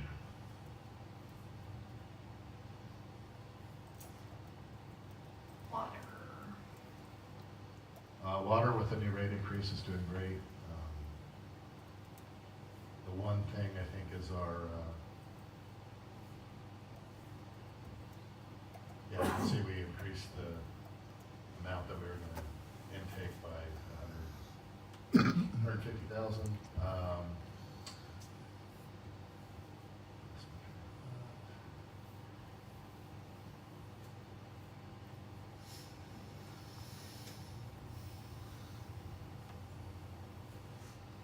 So yeah, I don't think there's anything else on that particular one, but we also have the 7114 budget. I don't know if that's up there.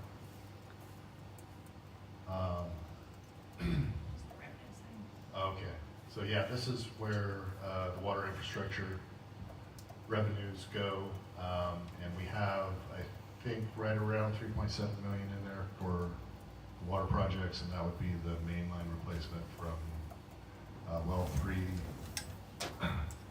into town, San Francisco Street.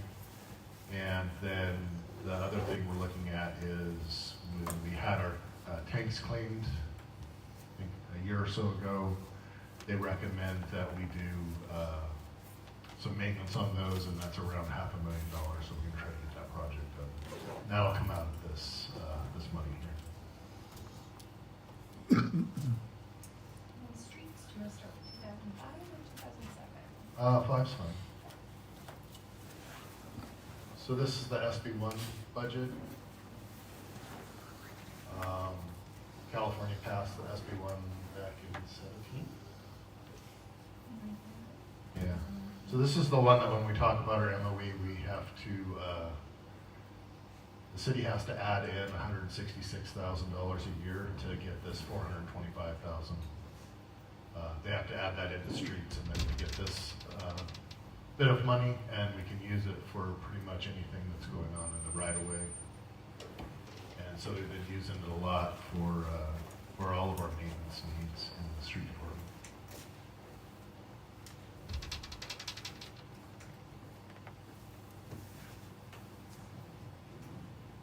Snow removal, we have to kind of guess at how much snow we'll plow, so that's a gamble always, but we'll start out with a little bit in that budget, and then if we need more, we'll ask you for that. Oh, there's Russ.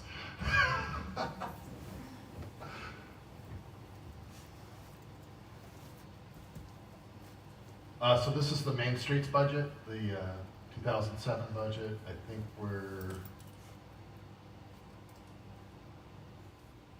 so this is where all the gas tax and stuff comes in. A little bit of reimbursements from, I think, the gas company for the holes they cut in the streets.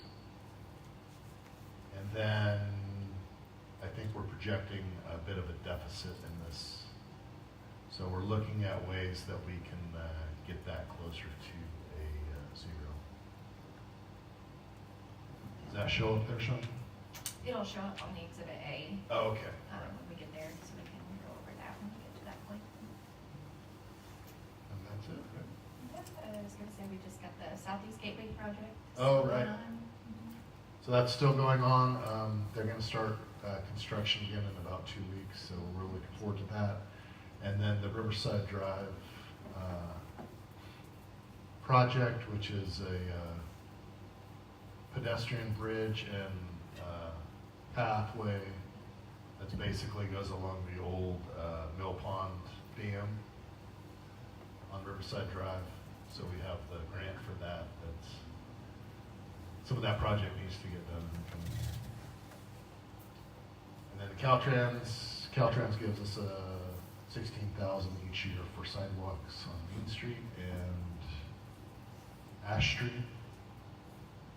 So either of the state highways we could use that $16,000 on, and then they pay us the $10,400 a year to sweep Main Street in the summertime. And then there's the transfer from the general fund. And we've asked for a little bit more of that money this year. Okay, so that's all of Bob's. If you have direct questions regarding any of the specific things he's talked about, I'll have other than people pass me on staff, or if you have to talk about public safety, if you're ready. No, I have no question.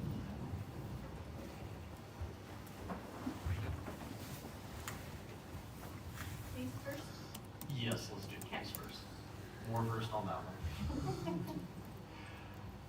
So some notable changes in the police budget items is our communications budget. We're asking for an increase due to more hotspots that we need in vehicles. The hotspots aid in basically our computer-aided dispatch.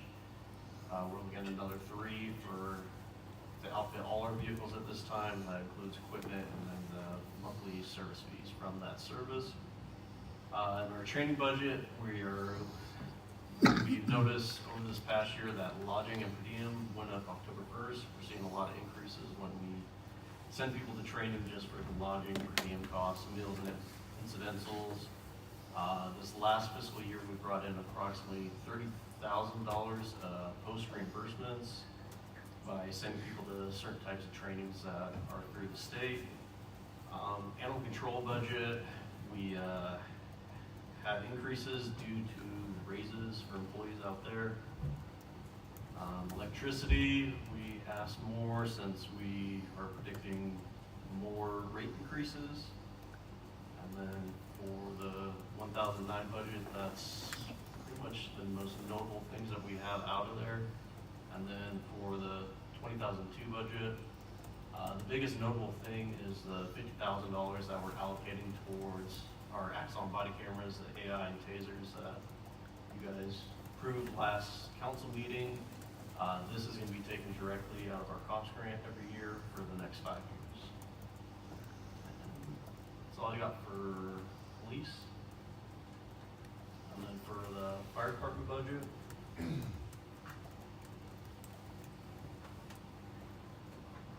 for fire department, we have for the vehicle repair and maintenance, we are expecting basically more parts to be more expensive due to inflation and tariffs. We're not sure how that's going to affect the parts that are coming out that we need for the trucks and engines.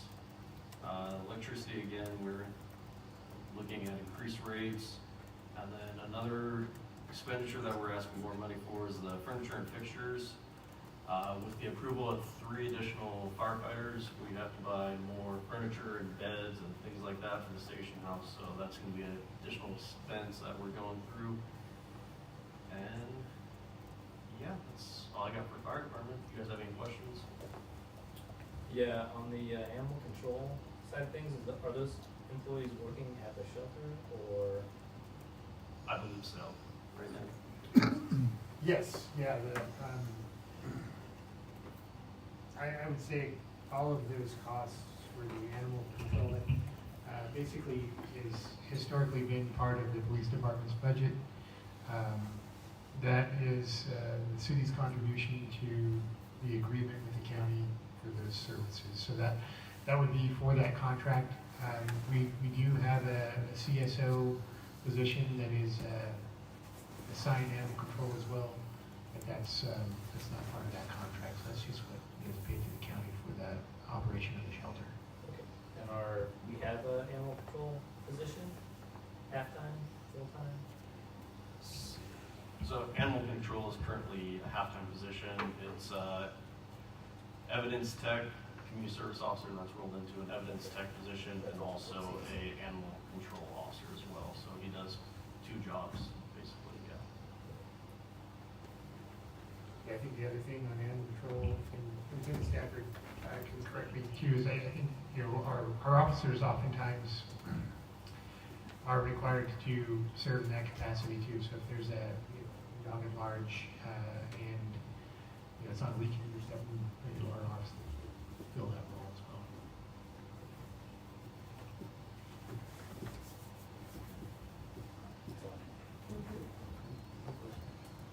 Okay, thank you, Jay. We're ready for the next one.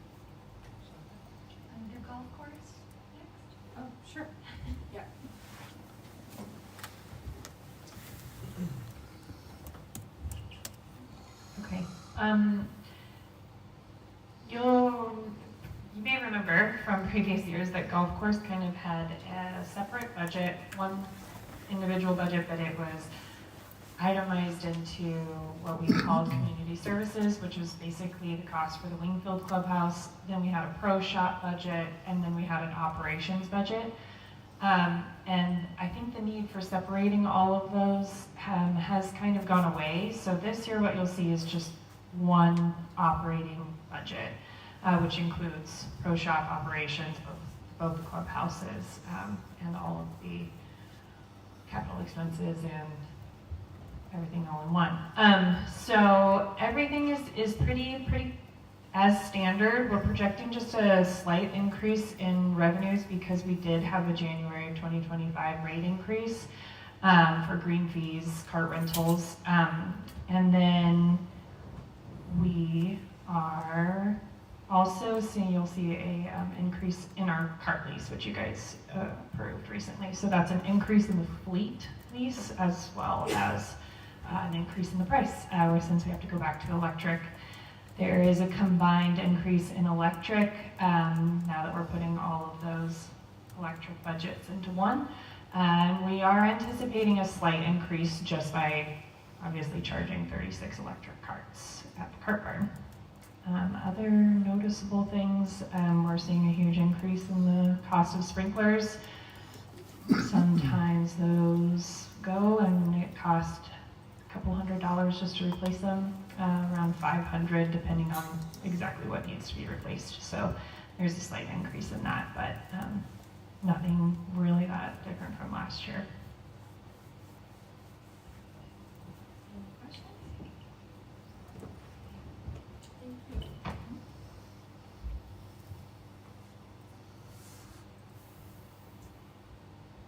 Okay, so we'll move into the actual 1,000 budget. So that's our main general fund item at this point. Let's see, city clerk. Her budget was pretty standard. There's no changes to the council salaries for this fiscal year because of the timing of the increases that'll take effect next fiscal year, so you won't see that in this budget. We did bring the travel budget down for the council since we're coming off of that initial year. We had a higher budget for the first year of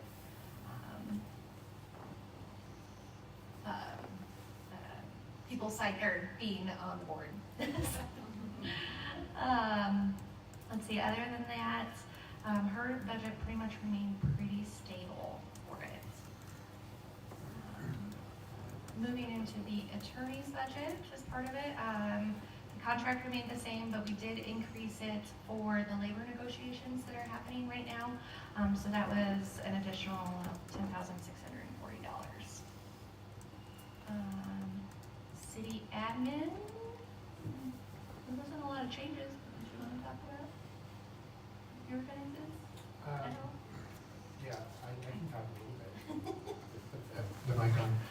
I think that as the council sees, like the 1,000 budget is, our finance director mentioned, is broken down into various departments, right? So we have these, what we call division budgets or department budgets. So this is the city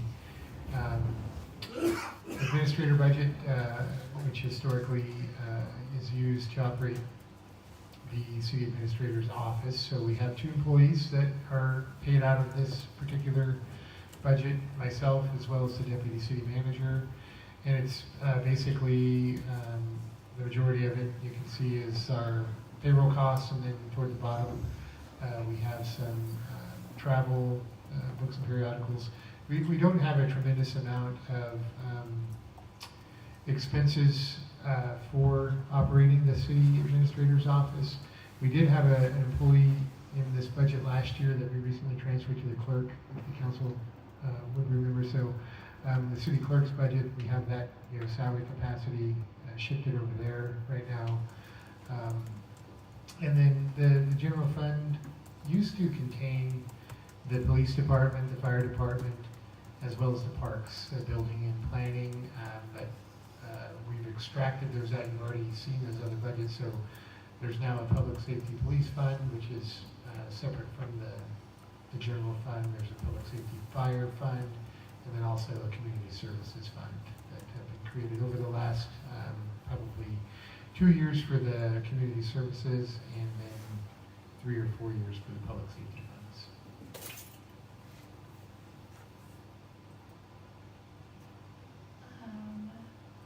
So the finance budget is also a division in there. More or less, it's pretty standard. There are a few increases because we're anticipating hiring an additional staff member, as we've talked about. So the increases that I put in there are for training and a new desk, and laptop, and all that sort of setup costs that would be associated with the new staff member. So that's where my increases are coming from in this fiscal year. Personnel, this is the budget that we use for hiring and recruitment. No changes were proposed for that budget for this fiscal year. So non-departmental, actually, is Tamara on? We'll do economic development before we do non-departmental. She's available. So economic development, really, I didn't have any.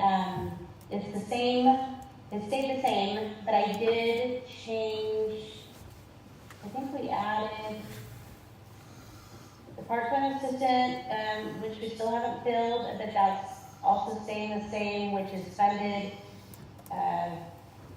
between the Rancheria and the city. Class REI, I have that on there for professional services, and that will be coming up again this year. I have not talked to the Rancheria about funding it, but we split it last year, so that's going to be something that will be considered, and we'll go back and ask for them to pay if we decide to keep Classer.ai. And what else do we have? Advertising, that's for the, site magazine that we've done, the trade shows, newsletters, and Mountain Valley will continue doing that. And then travel went up a little bit. I shifted. I took it out of supplies but moved it to travel because we are starting to attend more of these college shows, League of Cities with the site selectors, ICSC Monterey, which is a huge conference for retail recruitment, and so for those type of conferences and shows. And then dues and memberships, just to continue the networking opportunities and resources, and for Team California, CALID, Retail Track. Retail Track is actually a software program that we're using for business recruitment. And I think everything else has stayed the same.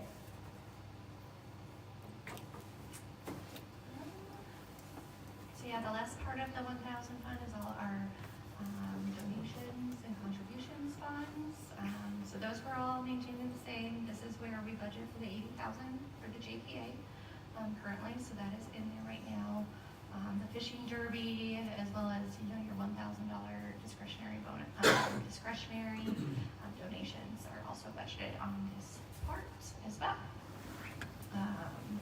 And then the $5,000, there's $4,000 for the insurance for all our events, and then $1,000 we typically donate for the chamber for the fireworks is also budgeted here as well. So I'll go back to non-departmental because that's kind of where the bulk of the 1,000 fund is, and this is also where our revenues are budgeted. And so Dan has always said that we budget conservatively, and that goes on both sides of the spectrum. So on revenues, we budget conservatively, which means we budget a little low in anticipation so that we're not overestimating. On our expenditure side, that means we might be budgeting slightly higher to make sure that we have enough to cover what we need. So it's kind of a balancing act. So on the revenue side of things, like I said, we are being conservative. Our real property taxes, we are budgeting a little lower. There's some major tax adjustments that are coming in the next year, with Rite Aid closing and things of that nature, that property taxes will be affected. So we are being a little more conservative with that number this year. Personal property, we're just taking the average of that one. We're going up a little bit in property taxes in lieu of ELF. We're budgeting that strictly based on what our receipts have been for this year. We received 2 equal payments every year from the county for that, and our first payment was that one, just over $1 million, so that's what we're budgeting for next year. Sales and use taxes, they're lowering our projections from our consultant. With all the tariffs and all the economic instability that's been happening, California has been seeing decreased sales tax, and so they are decreasing our revenue projections as well. So we're looking at a little bit from 2.1 in our Bradley Burns to 2,071,000 for this year. Last year, for our 1% special use tax, we had 2.3 million, and now we're going down to 2.2 million. So not huge decreases, but decreases nonetheless, despite inflation being a factor going on. We are, however, increasing our TOT. We're going off the last 3 years. We've had a pretty consistent increase. We were a little hesitant in past years to increase that by much because we didn't know if they were one-time increases, like due to fire personnel, things of that nature that were happening in the community. Being that we are trending higher, we're projecting that a little bit higher this year to bring our revenue numbers up. Business license, we're keeping the same. It's been a little bit up and down, so we're just being conservative in that nature and keeping it the lower amounts, so that hopefully we'll be surprised with that. Expenses in the non-departmental, so this is where we budget all like our contracts and things that are hard to distribute between each department individually, so things like phones and my accounting software and what else? Our CompuLog, our computer contract, all those are thrown into this non-departmental department, and then that is majorly funded through our cost program study and distributed out by number of employees or number of posts. There are different criteria for different items to bring that money back into the general fund from the enterprises. But no major increases, pretty standard with the inflation effects of it that are coming forth from those contracts. Anyone else want to add on that one? Okay. Pause for questions. Okay. Okay, so Exhibit A, so this is ultimately what you will be approving. So this will be posted on our website along with the line item budget once the presentation is over. Okay, so let me get my one with all the notes. So, okay, starting with general fund. So right now we are actually projecting a deficit at this point because it's a budgetary deficit because of the major projects that we're doing. Things like the Performing Arts Center included in this, the general plan update, and St. Francis. There's a third major one. So those are all included in that. So we've got 1.6. Sorry, I'll make that bigger. Sitting in 1,000. Now we're also projecting that the police will be funding their vehicles with their cash balance moving forward.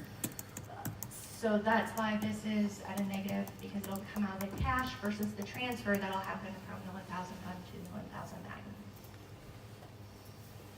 1,009. Now, I'll just keep talking about general fund since we're on this topic before we get to the enterprises. So that 1.8 million is scary. I don't like to put that number up there, but so this is the 1.8. Make it bigger again. Sorry. Is that a little better?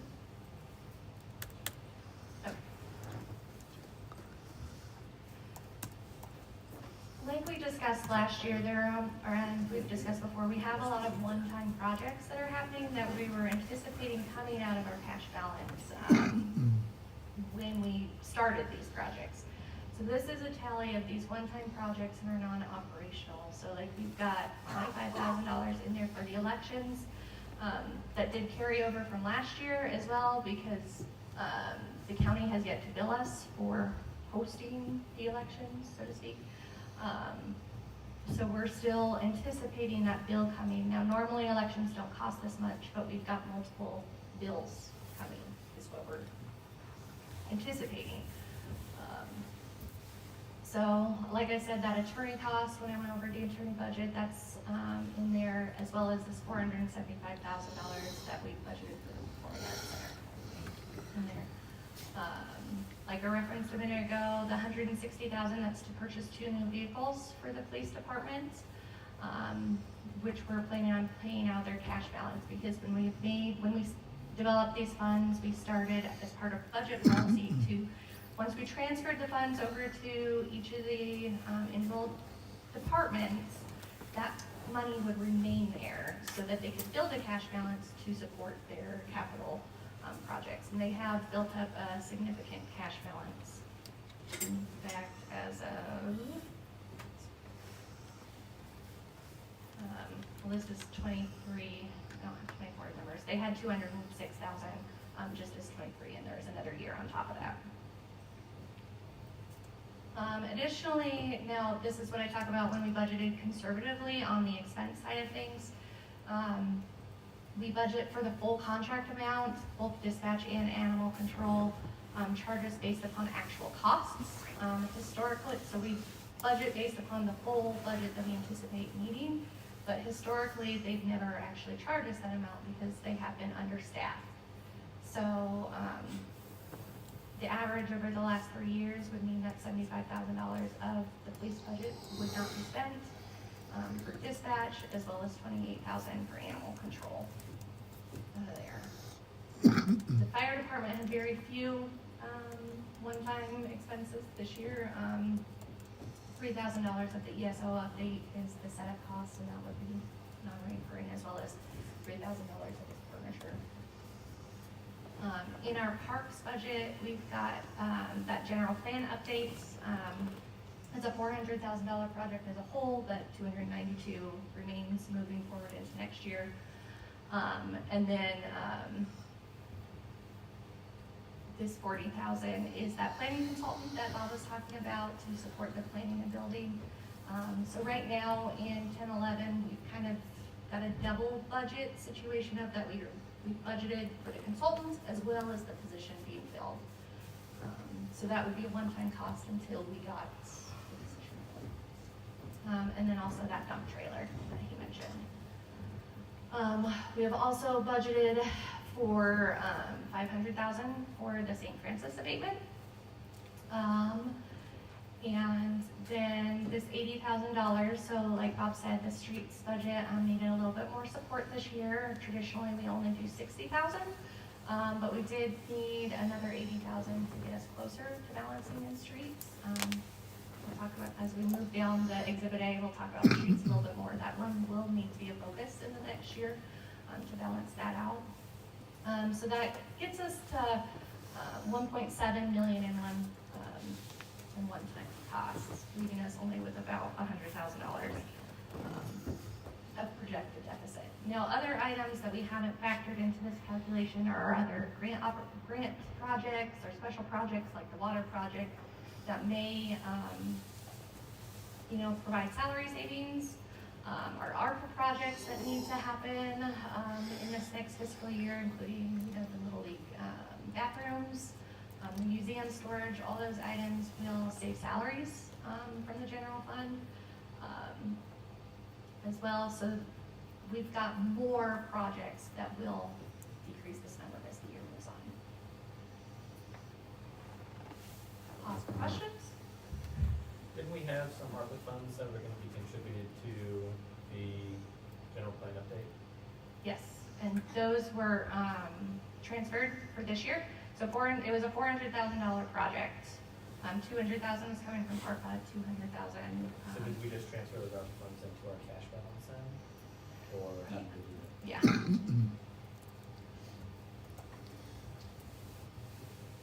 Any other questions? Okay. So moving down into, okay, so 2002, that is the COPS grant that Stafford was talking about. We have been receiving more funds, more than usual, so there is a little bit of a deficit there because we need to spend down those grant funds, so we're doing some of those major projects like the Axon. So that's why our expenses are exceeding the revenues there, because we've got a cash balance that we have to spend. So these ones, 2005, 2006, and 2007, these are our streets funds. So right now the RMRA is at a surplus of 23,000.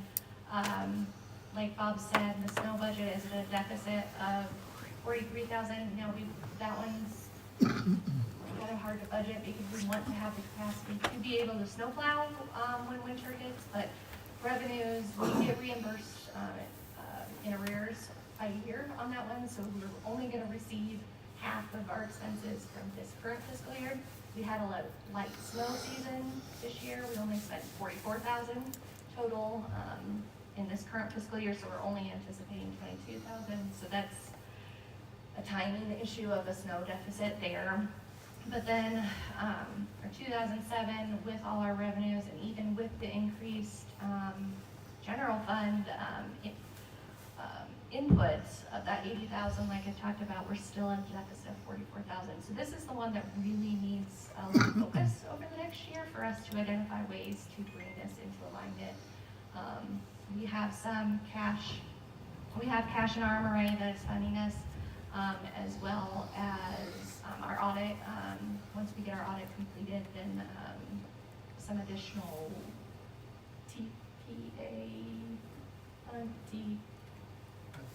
LTF. TDA, that's it. Funds should be made available as well, but this one will really need to be a priority to identify ways to bring streets into a better fiscal pace.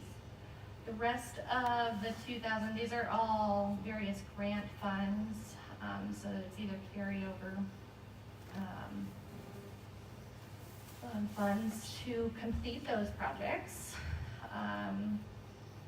4,000 are both our city hall loan as well as our pool debt service. That's our debt being paid there.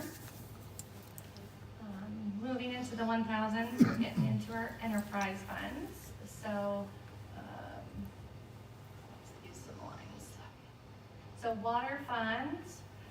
Like I said, water has been an issue in past years, but we did get the rate increase. And like Bob was talking about, our revenues, we budgeted very conservative on our revenues. I'm projecting that the revenues we budgeted will probably hit this year already. But the rate increase didn't go into effect until October 1st. So next year we should see even higher. So that's good news for water because in total, it's a 354 deficit, but 413 is non-cash items. So our cash total is, we're in the positive. In the past few years, we had been in the negative still at that point, or very close to breaking even. So the water rate is working and we're in good fiscal standing in the water department. So that is excellent news. Let's see, gas.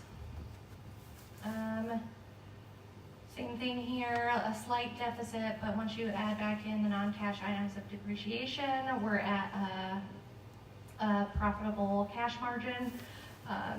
Being that we're getting to this point of being, it's time to start looking at doing a rate study. So we'll be looking at that in the next 1 to 2 years to do a rate study to do that.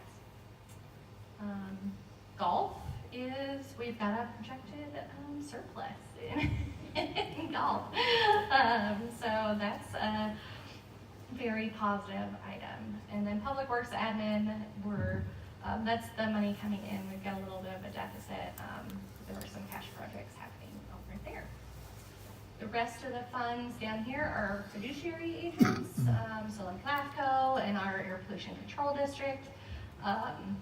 These are just placeholder numbers at this point in time because I haven't received the budgets from those independent agencies yet. So come June, most of them said at the end of May and early June they'd be approving and adopting, and I'll be plugging that in when we get there. So, like I said, we did have a bit of a deficit. Now, I did want to talk about our cash balances, where we've been at, to build a little confidence in where we're at in doing these projects. So historically, this is our cash balance as of June 30th. So like we were up at 1.4 back in 2016, and then you can see it start growing when the CalPERS Rampart started, and this is why we needed the tax measure, and so we were getting real low. Now you can see once the tax measure took into effect, our cash balance started growing again. Now this is our cash balance that we are at June 30th. Of course, it's unaudited. And then these major projects bring in our anticipated cash balance to be about 2.4, like Dan referenced during the full discussion earlier. So we've still got a healthy cash balance, but we've got to be cautious. And so this is just another table to kind of illustrate where we're at. So I took out all our capital expenditures out of our budget in the 1,000 fund, in our general fund. And so this is where we're at right now. I'm taking out all those capital things such as, the St. Francis, the general plan, all that. So, and then if we reverse that, because we're getting to the point of being at a complete operationally balanced budget, the capital projects is what we need to fund out of our cash balance. And so this year we've got approximately $281,000 of capital projects. Now when you go back to that cash analysis that I did, wrong sheet, you can see that our cash balance has been growing by at least that amount, so that can support the capital budgets, but it is, like I said, as we move forward operationally and make choices about how we fund things, this is definitely where we need to focus and be aware of. Is that it? I think so. Oh my goodness. You did so well. You explained it really well. Questions? Any questions? Right. Back to the beginning. Council, questions? No. Good job, thank you. That was an excellent job. Public questions or comments on it? Wow, look how good you did. Okay. So, it says here, I just want to thank you for your presentation. So she doesn't need any direction, correct, Mr. Newton? Or would you like some? Let me bring up the item, staff report. This is discussion direction to staff. Okay, thank you. Yeah, I don't think we need any specific direction. We just wanted to talk about the schedule, which Chandra did a little bit. Typically, we try to squeeze in a 30-day public comment period. We're going to be just shy of that this year, unless the council is interested in pushing the budget adoption into July, which is certainly an option. We actually did that last year because we were trying to work through some ARPA items. We haven't gotten a lot of comments on the budget in the past. I think, unfortunately, the nature of the budget it's very complex. It's hard to condense it into a document that's simple to follow and easy to understand. So we do publish the line item budget online. So if the council wants to, when we get to the adoption phase, if we've gotten a lot of comments, we can always consider pushing it to a later meeting, but our plan would be to bring it back on the 18th for adoption. And probably we typically do a budget workshop at the adoption phase as well. We'll just probably include that in the meeting where we can incorporate any changes and any comments that might have come in. Does that sound okay? That sounds good, do you also? Okay, oh yeah, okay, so we like it. Okay, thank you. Sounds good. Okay. We're gonna move on to item 9B. Item 9B is to consider resolution number 25-1048, and Dan Newman, you're back. Okay, so this item is to consider an ordinance amending the municipal code to allow the city council to act as the body that addresses the planning commission items that come before the city of Susanville. Currently, our code basically allows the council to appoint a separate body to act as the planning commission. So we're required to have a planning commission in some shape or form. And so as an alternative to the separate body, the council can either appoint a department to do it, like the planning department, or the council can act as that planning commission body itself. And so there has been some discussion about this item. Previously, we had our city attorney work to determine what would be the simplest way to adjust our code so that the council has the option of acting as a planning commission. And so the methodology that's proposed is to basically change the language in the code that will allow the council by resolution to basically appoint themselves as the body that covers the planning commission's business. And so that's the way this process would be proposed to unfold is the ordinance requires 2 meetings. So this is the first meeting, which is the introduction of the ordinance. That way it allows additional time for the public to be aware. And then at the next meeting, if the council acts to waive the first reading and introduce the ordinance, then we can bring it back for approval. If ultimately approved, it takes 30 days before it can go into effect. And so at the end of that 30-day period, that's when we would bring back the resolution to actually make the change. And at that point, the council would be acting as the planning commission. There would be a separate section on the agenda, which would be one way to handle it, where so the business can be conducted at the council meetings, and then the council would then convene as the planning commission, take up the planning commission's business, adjourn, and then go back to the city council meetings. That's typically how that would work. So anyway, there is a bit of a savings if this were to take place, because we currently pay our planning commissioners a small amount to serve in that capacity. Estimated annual savings is $4,500.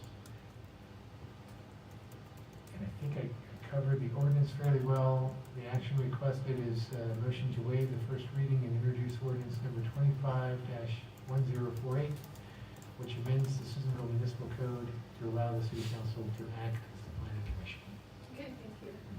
Council questions? Public questions, comments on this item? Okay, council, back up to us for a motion.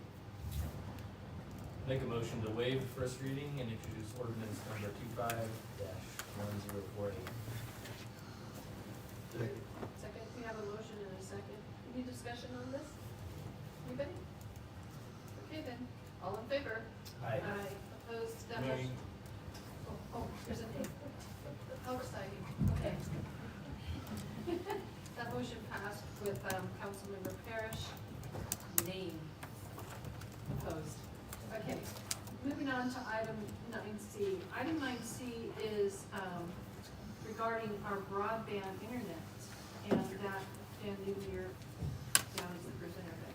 Yes, thank you, Madam Mayor. I'd like to introduce Mr. Doug McAllister, who's Vice President for Frontier Communications of External Affairs. He's been a great sport sitting through the meeting tonight, so I appreciate that, Doug. Thank you. wasn't intended to have you at the end of the agenda, but it worked out that way, unfortunately. But we do have a presentation that Mr. McAllister would like to provide, Mr. McAllister would like to come back to the council regarding the work they're doing here in Susanville. Madam Mayor and City Council, I do appreciate the time. I spent almost 15 years on your side of the dais, ended up as the mayor of Marietta. You have brought back so many memories of that time. My hats off to you as well. I know, especially those when you're making those hard decisions and such that, you've got to figure out a way to yes. And so I'm not trying to butter you up, I just lived it. So I've been there, done that, and I do appreciate you allowing me this. I also know, and from experience, what it's like to start a meeting at 3 o'clock and still be sitting here at this time. And so I'm going to do my best to be as fast as possible. I told the board last night when I was presenting to them I was going to do my deck in 5 minutes. They timed me, it was 14. So I'm going to try to do better tonight, so I'll stop talking about that and move right into the presentation. We are moving the Frontier Communications. My name is Evan McAllister. I'm the Vice President for External Affairs at Frontier. It's a position I'll tell you about why it exists here in a bit. If we move to the next slide, basically what we're doing here is, and we've already started, I think we're almost done with the build in Susanville, for at least to 2025, is that we're bringing fiber optic cabling to your community. This involves no copper. This is from the side of the wire center all the way to the side of the house. And we're going to talk briefly here about what that means and why that's so cool. We love this product. We just want to make sure that the process of it, normally I'm here before we do it. But I'm Southern California, and getting up here is not always easy. I've been here all week, meeting with folks and such, and I fly home tomorrow. But I'm going to kind of explain what it is. But at the end of the day, it's a game changer for your community. It was a game changer for Marietta. I'll tell about that story here in a bit.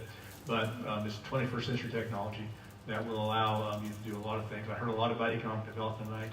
I was the economic development guy on the council in Marietta. And so I can tell you from experience how this is going to help you for economic development. Next slide, please. The reason I am here, Frontier started this process 4 years ago or so to build out fiber throughout the nation and such. And they needed to make some significant numbers to get this thing done and satisfy the investors and such.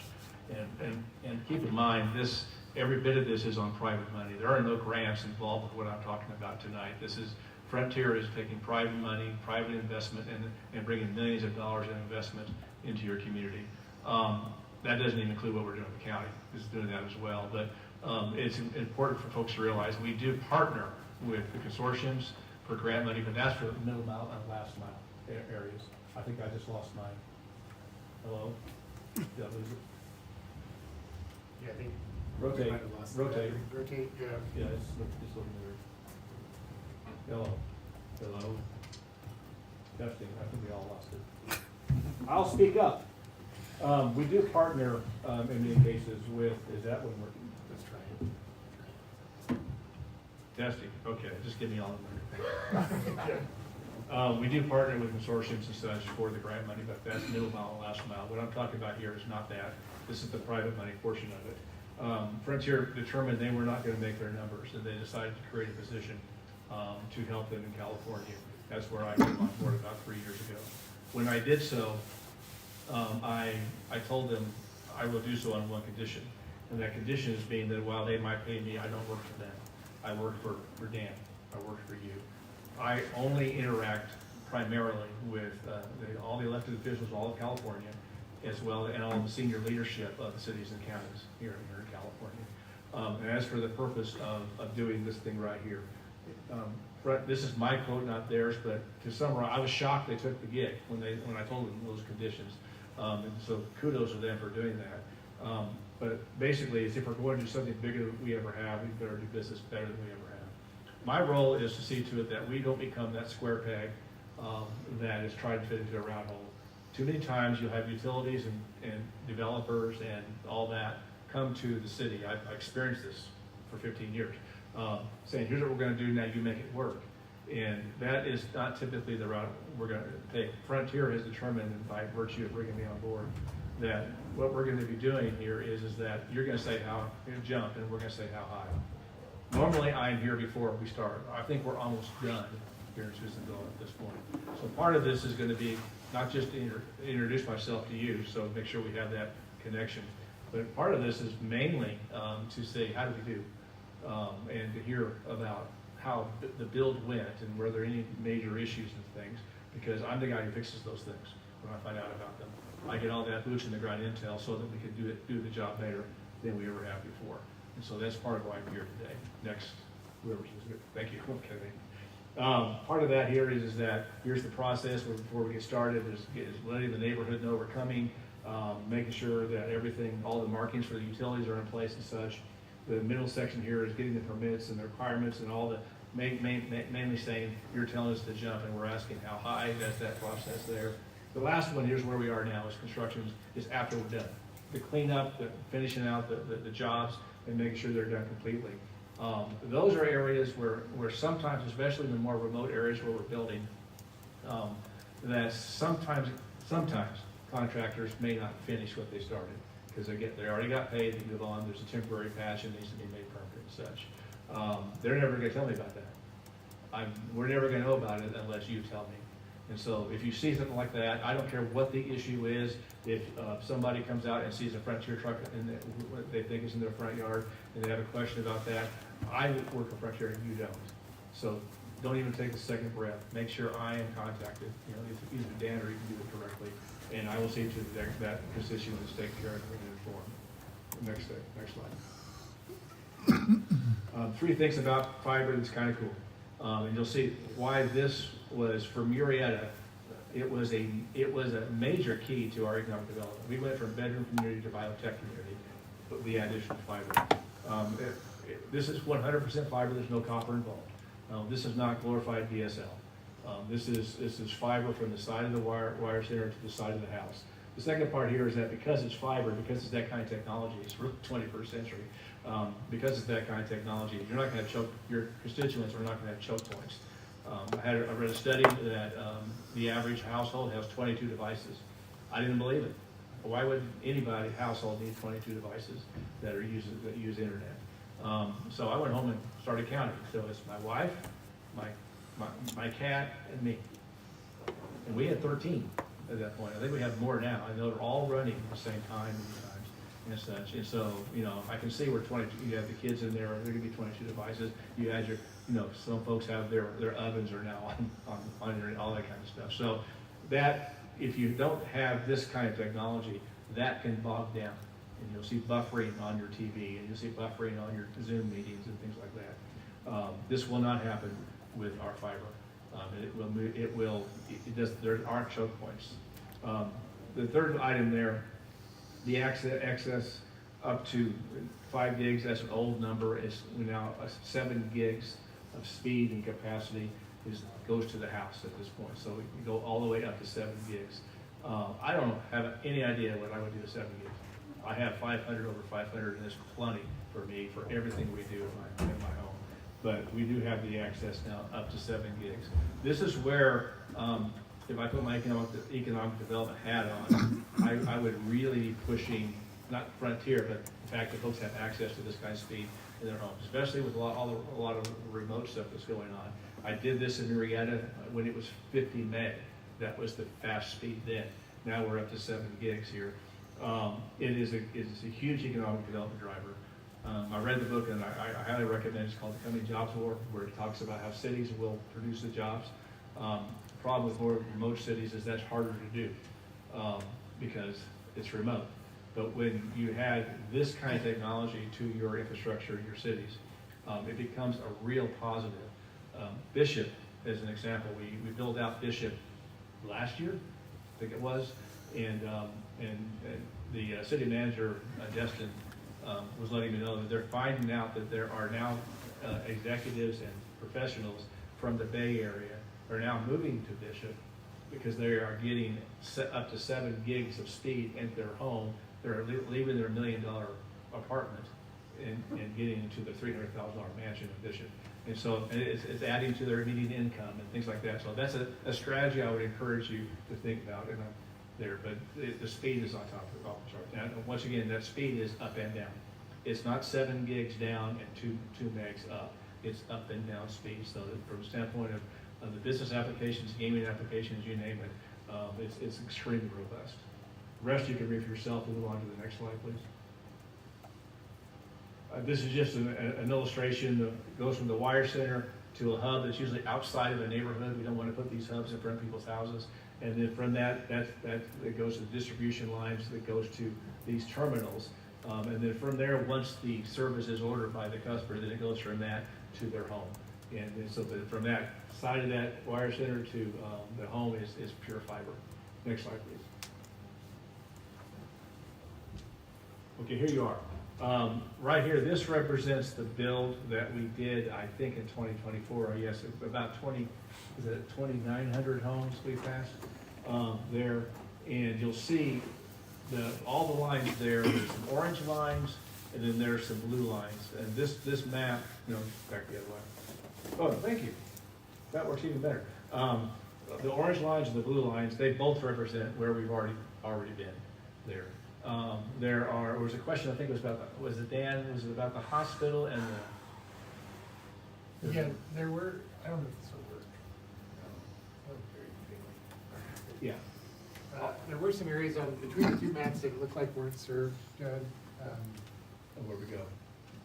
Well, you want to tell me where So I got the hospital and the college are up there, and then this area of town here doesn't look like it gets covered. They are served. These are the feeder lines that are shown here. And so from these feeder lines, we're able to go further in there. And so I did check on that, and they are being served. Okay. There are also businesses. These lines primarily are what we call FTTH. It's fiber to the home. When you add to the business side of that as well, there will be more lines on the maps. So we are serving those areas.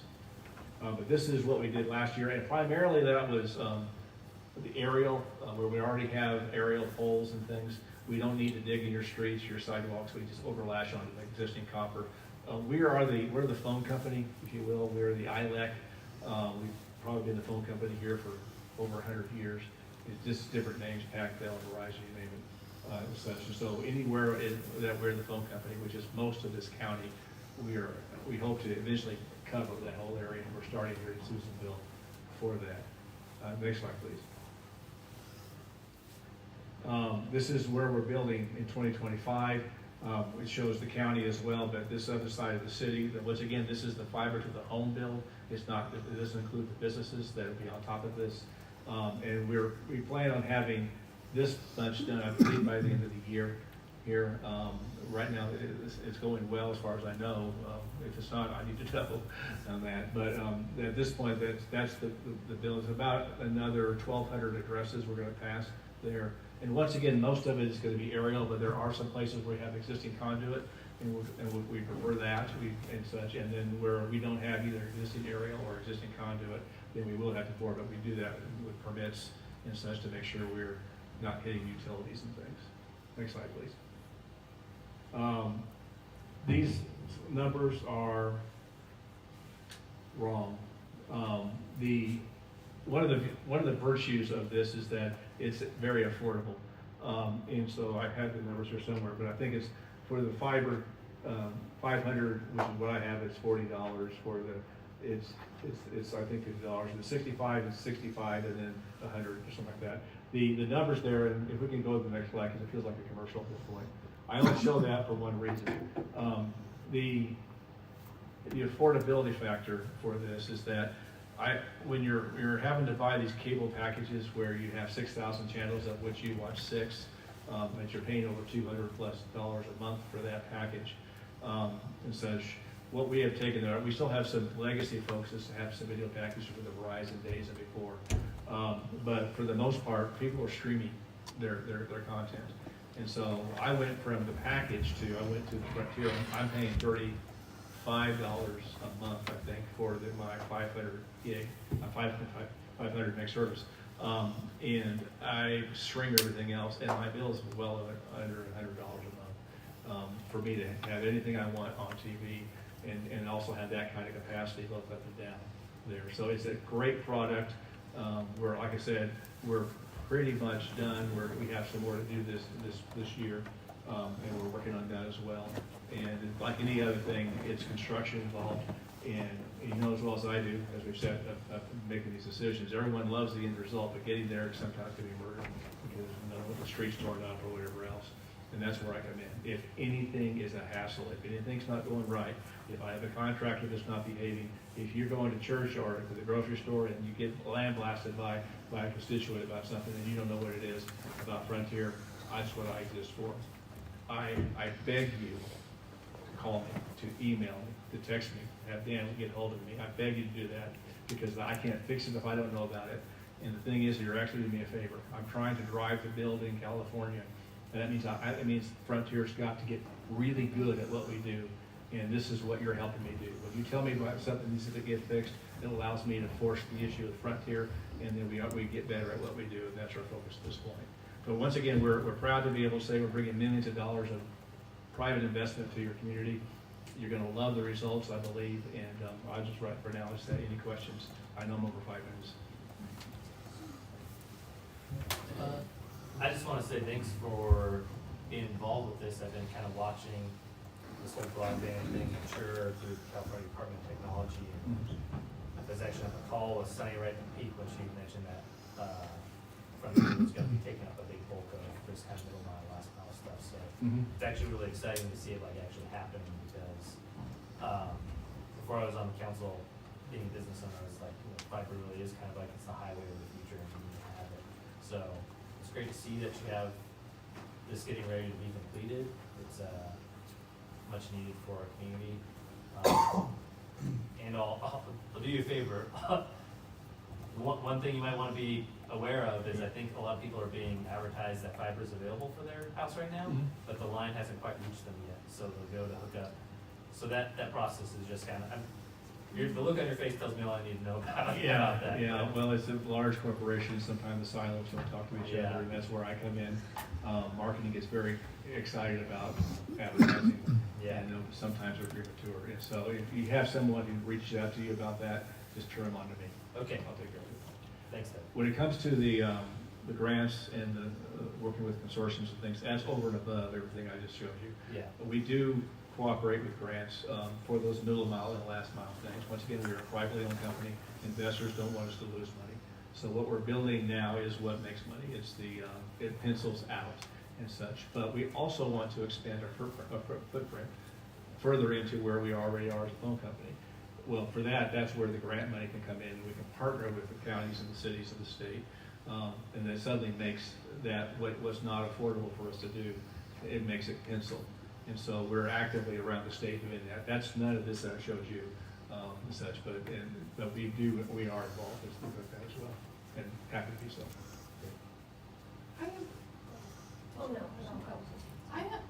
It's not a question, it's more of a comment. I had it installed in my home and I'm very happy with it. The only thing that would, when everybody left, right, I was so excited until I realized nothing worked. Oh my gosh. No. Like my security system was down, I had to go through the whole house, redo everything, right? Which is fine for me. But I think it would be nice if I would have been warned about that. So I was thinking about having it done for my dad, who's 84 years old. Right. I know that the next day I'm gonna have to go over and everything's gonna have to be done, right? But some seniors may not be aware of that. And so if they could just say, hey, after we're finished, you're going to have to get somebody to come in and fix everything. Because I did have trouble with the security system. I had to have somebody come in and reset it for me. So just a heads up for the seniors. Okay. That could be a reason if they're not getting it, that could be the reason. Could I ask what speed that you got? I don't know. Okay. Some of the older security systems can't handle our speeds, but there are workarounds for that. And I'm trying to communicate to our techs and to our installers to simply ask the question, what else are you using for this? And so we can at least flag it for you, or at least, for the customers. But would it be nice for them to say, what else are you using for our security system? Oh, well, then you do X, Y, and Z. That's just customer service. Yeah. And so, yeah, you're not the first one who said that to me, and it is one of the things I'm working on at this point. One of the issues that you might hear sometimes when you install a bill, they showed up the first time within the window. Oh, yeah, they showed up within the window, they were kind, they did a great Okay. job, everything was perfect. Okay, it's one of the things we're working on. We've had situations in the first couple of years when I was trying to get things changed where there would be a window set, no one showed, no one called. And they're really good at doing that to elected officials. So I would get a lot of calls. Well, they didn't know I was looking Maybe that's why they showed up. I don't know. But I'm glad to hear it worked out. So, but you will, if that happens, you hear a constituent have an issue with that, get hold of the city, whatever else. Please let me know, and I will see to it that's resolved. Okay, any other questions? Public, any questions? Yes. Questions and feedback. I'll start with feedback. We've only lived here 3 years. When we first got here, you know, Frontier, we have limited options, of course. Frontier is what we went with. And we have ADT for our home security. And ADT was not able to actually give us cameras because there wasn't enough speed. Okay? When you first got here, 3 years ago. When we first got here. Okay. Fast forward to now that we have this,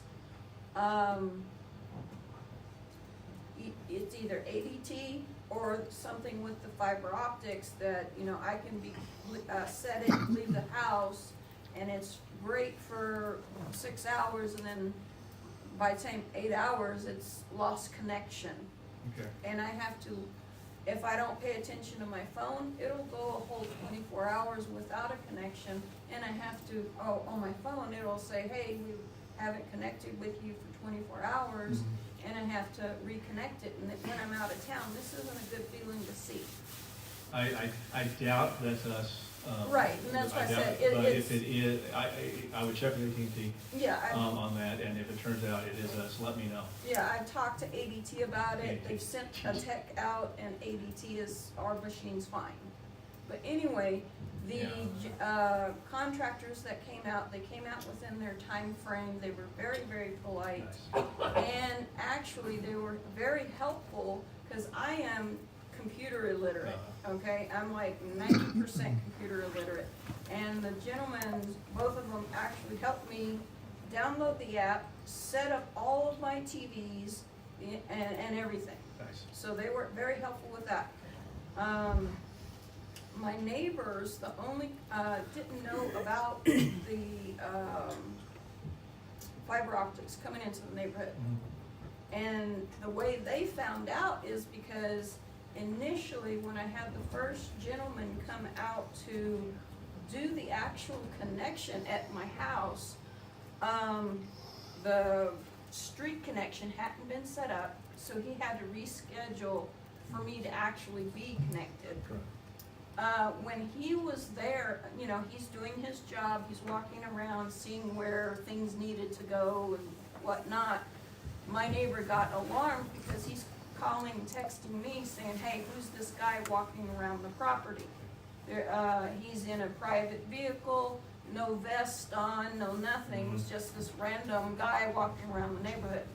So when you're sending contractors like that out, perhaps, you know, a vest or ID cards or tags when they're showing up, because we're having to be more and more cautious in this day and age with people having fake IDs trying to, you know, come to your house. You bring up one of the most frequent complaints I get through councils and things is that our contractors showing up, they're supposed to have placards on their vehicles, they're supposed to be wearing an identifying thing, they're supposed to have a badge, they're supposed to have all of that. And I need to know that. Yeah, the second, two gentlemen that showed up had all that. Yeah. They were actually in a Frontier vehicle, but the first gentleman, he did not. Yeah, that was made access this first gentleman. So, but I'm glad it worked out. Yeah. Okay. As far as the connection things, we can talk about that offline here. But No, as far as- offline, that's a good one. Okay, we can do that offline. As far as the bill goes, I'm hitting $89 a month right now. Which, we'll talk about offline. Yeah. Okay. Any other questions? Any other? Yeah, so like about 12 years ago, I had Frontier fiber optic on Main Street, Wingate Mall by Walmart. and right now up there, your map shows that there is none at all. And I was paying like $140. This is like almost 12 years ago. And we were able to download almost 7 to 8 movies in 4K at the same time. So, but it wasn't digital, or it wasn't fiber all the way to the business itself. I think he only had it on Main Street, and the technician said from there it's copper this way. So I guess my question is, when you say only to residential, it's gonna be full fiber optic cable right to that point? It's the businesses as well. Okay, business? Yeah. But is it gonna be like a telephone line, just going outside of the house, or is it gonna go inside the house? It comes to the side of the house to a box called ONT, and that's what translates to whatever wiring you have inside the house. And then you have the routers and things inside the house is that, but it's Right. fiber all the way to the side of the house. So like old school telephones, the telephone company was responsible up to the box that was next to the house outside. So when it comes to fiber optic cable, that's gonna be the same? Correct. Okay, and then the homeowner is gonna be responsible from that point in? Yeah, I think there's probably plans to where you can have, pay for extra, once we can get this offline, because the council's been here since 3. But the short answer is yes, that's basically how it works out. Right. And then something happened really weird with Frontier, because 12 years ago I had the fiber optic and I was paying for it. And then about 4 years ago, they asked for an address. And I gave them the same address, and all of a sudden they didn't have fiber optic cable. Yeah. So I was kind of like, whoa, what's going on here?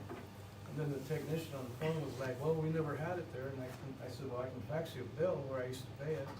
And there was no response back. Yeah, So it's kind of like, well, what was going on there? Yeah, we, once again, we can have a chat here, but if you had copper involved, it's not this product.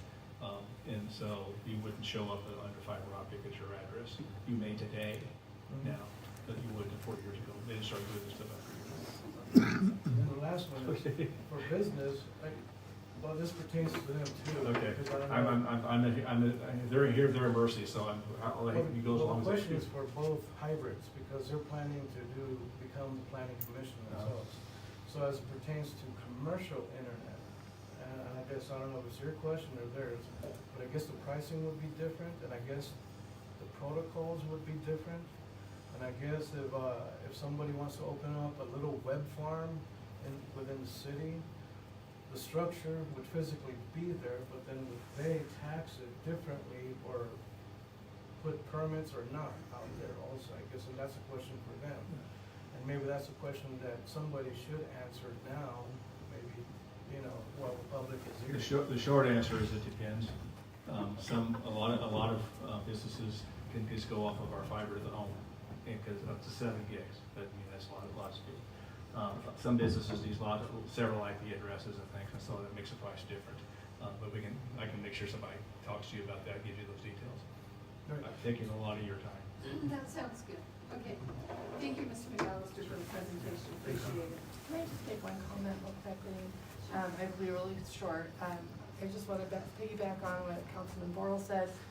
With this, it's a game changer for economic development, and with Elmed connecting to the NV Energy Skedaddle substation, which will be done the end of probably next year, it's a huge economic development driver. And I thank you for your time and the council for having this presentation, because it's very informative.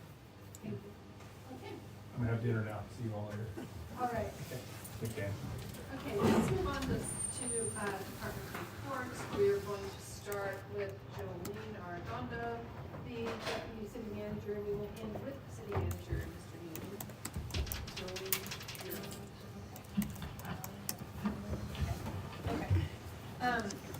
I just have to report on the fishing derby. Wade Workman sent me over just some results. It occurred on Saturday at Memorial Park.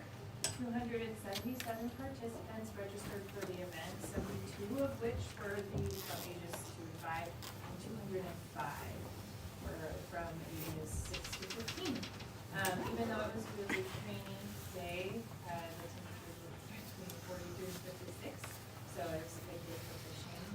And then we will be posting the winners that you guys had already seen a couple pictures online. line, but the biggest fish that was caught was a 5-pound, 10-ounce fish.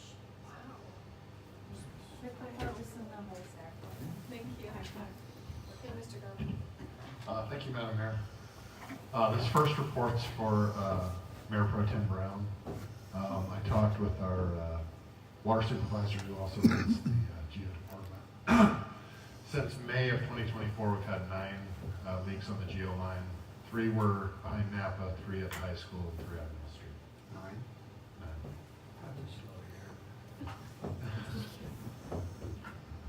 And then yesterday we had John Balestrini from DFK Solutions, who works for SCORE. He came and provided some live trainings for the operations department at Public Works. I did bloodborne pathogens, confined space safety, workplace ergonomics, and traffic control awareness. So it's great to have him there doing live trainings. Part of our safety program right now, John has done a bunch of safety videos. So about 3/4 of the time when we have safety meetings, we watch one of those videos from John. So having him there in person is really nice for the guys, and safety is such a great investment in our employees. So thanks to John for showing up and doing that for us. Quick question on that, certifications come with that for the guys too, right, on some of that? Certifications for bloodborne pathogens, but the confined space safety didn't, I don't think it had a certification for that. But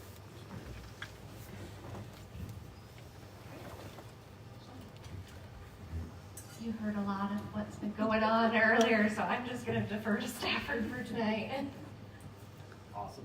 So the police department, we, thank you. So the police department, we've seen more steady calls for service. That's to be expected with warmer weather for us. So day and night shift are both staying busier this time of year. We're gearing up for all our summer events, getting ready for high school graduation, and then 4th of July, and also fair. We're in the process of completing a background investigation on an applicant, hoping to have them up and running in probably 3 to 4 weeks, hopefully, if everything goes right, and being fully staffed again, so that'd be awesome for us. For the fire department, they've been preparing for the 2025 fire season, getting everything checked out, all their engines, all their pumps, doing their annual pack test. That way they're ready to respond to any out-area fires that come up. Starting Tuesday, they'll have their first seasonal hire on board. And hopefully we'll be getting the second one on board in June. And then this week they've been hosting a bunch of classes for McKinley. I think they're going to have over 250 kids over the next week that come to the station every day and do tours. So they're staying plenty busy down there, seeing some little kiddos and having them do some fire drills and having them run the hose and stuff too. So nothing but fun down there. Okay, a couple things. We are at staff level working on improving our audio equipment. We've engaged an AV specialist in Reno, Nevada that works here locally quite often as well. So we've got a quote to upgrade the equipment, and then we also are looking at an option for a new agenda management software that we're still having trouble with our live streaming encoder that we, purchased through our current company. And so our live stream is still not working as it should. So we're looking at maybe going in a different direction there too. It would be an initial cost that would be extra, but then it looks like the annual subscription cost is a little bit less than we're currently paying. So we're going to get a demo on that particular software this Friday. And then I guess I have 3 things. The second thing is this, the company that's giving us that demo is the same company that we use to build the new website. So the new website is up and active. You probably noticed it go live this week. So there's a lot of new, I guess, look to how the webpage presents, and then there's a lot of features that we've trained our staff on as far as updating and making that a good tool for information for the public. It also includes the Discover Susanville separate website page that our Economic Development Director is going to be maintaining for tourism, recreation, those types of things. And then finally, I wanted to give a St. Francis update regarding the abatement efforts. So the city put the project out there for to see if there's any interest in what's called a receiver. Receiver is a contractor that essentially operates independently once appointed by the court to basically improve a property or abate a property, and so we don't typically get a lot of interest because receivers need to see some investment potential in the property. So we're fortunate we have a reputable company that is interested, so the city has petitioned the court to appoint the receiver to take possession of the St. Francis property that will allow the receiver to go in and do the abatement work. And so most likely, because it will take some time to fund the abatement, the city has an option to offer the funding to get that work done sooner. So we are actively soliciting bids for the project. So what happened was after the building burned, we moved quickly to issue an abatement order for the building through the Planning Commission. That was done, finalized in December, the end of December. And once that work was done, it enabled the city to move forward with assessing the site. But we had to give the property owner an opportunity to basically clean up the site on their own, but they failed to act. So then once that happened, we were able to intervene. We had to hire a consultant to assess the hazardous materials there. They did find asbestos present. It's a paint that was used on the exterior of the building, so there's a large volume of that waste stream that is asbestos-containing material that needs to go to a specialized landfill. So our consultant's been working with contractors that have expertise in doing that type of work to solicit costs. And so we're anticipating we'll have those bids in next week. So that'll inform the process moving forward. The receiver will know how much to expect that work is going to cost, and then can go forward with the receivership petition at the courts. Ultimately, the city won't let the contract for that work. It'll be the receiver that's letting the contract for that work. That was scheduled to be in court on the 15th of this month, and it was heard, but the existing building owner contested the receivership, so it was pushed to a hearing on June 20th. And so that's when we expect the court to rule on that action, and then from there it should be able to move forward pretty quickly. Thank you. That's it. That's all I have. Thank you. Okay. Number 14, are there any future council items? I passed a long time ago, I don't know how many months ago, for the fire hydrants because of the fire in LA. I was just wondering if we checked our fire hydrants and seen how many were operational and if there was any of them that were down. I believe that work was done, and I can make sure that we bring that back for a report. But I did hear back from our staff, and Bob may know, but that some of the hydrants were looked into. The fire department, I think, has a list, and we do have money budgeted annually to replace hydrants. So we'll bring that back. If there's nothing else, our next meeting will be held on June 4th, 2025, and I'm looking for a motion to adjourn. So they get that. Okay, second.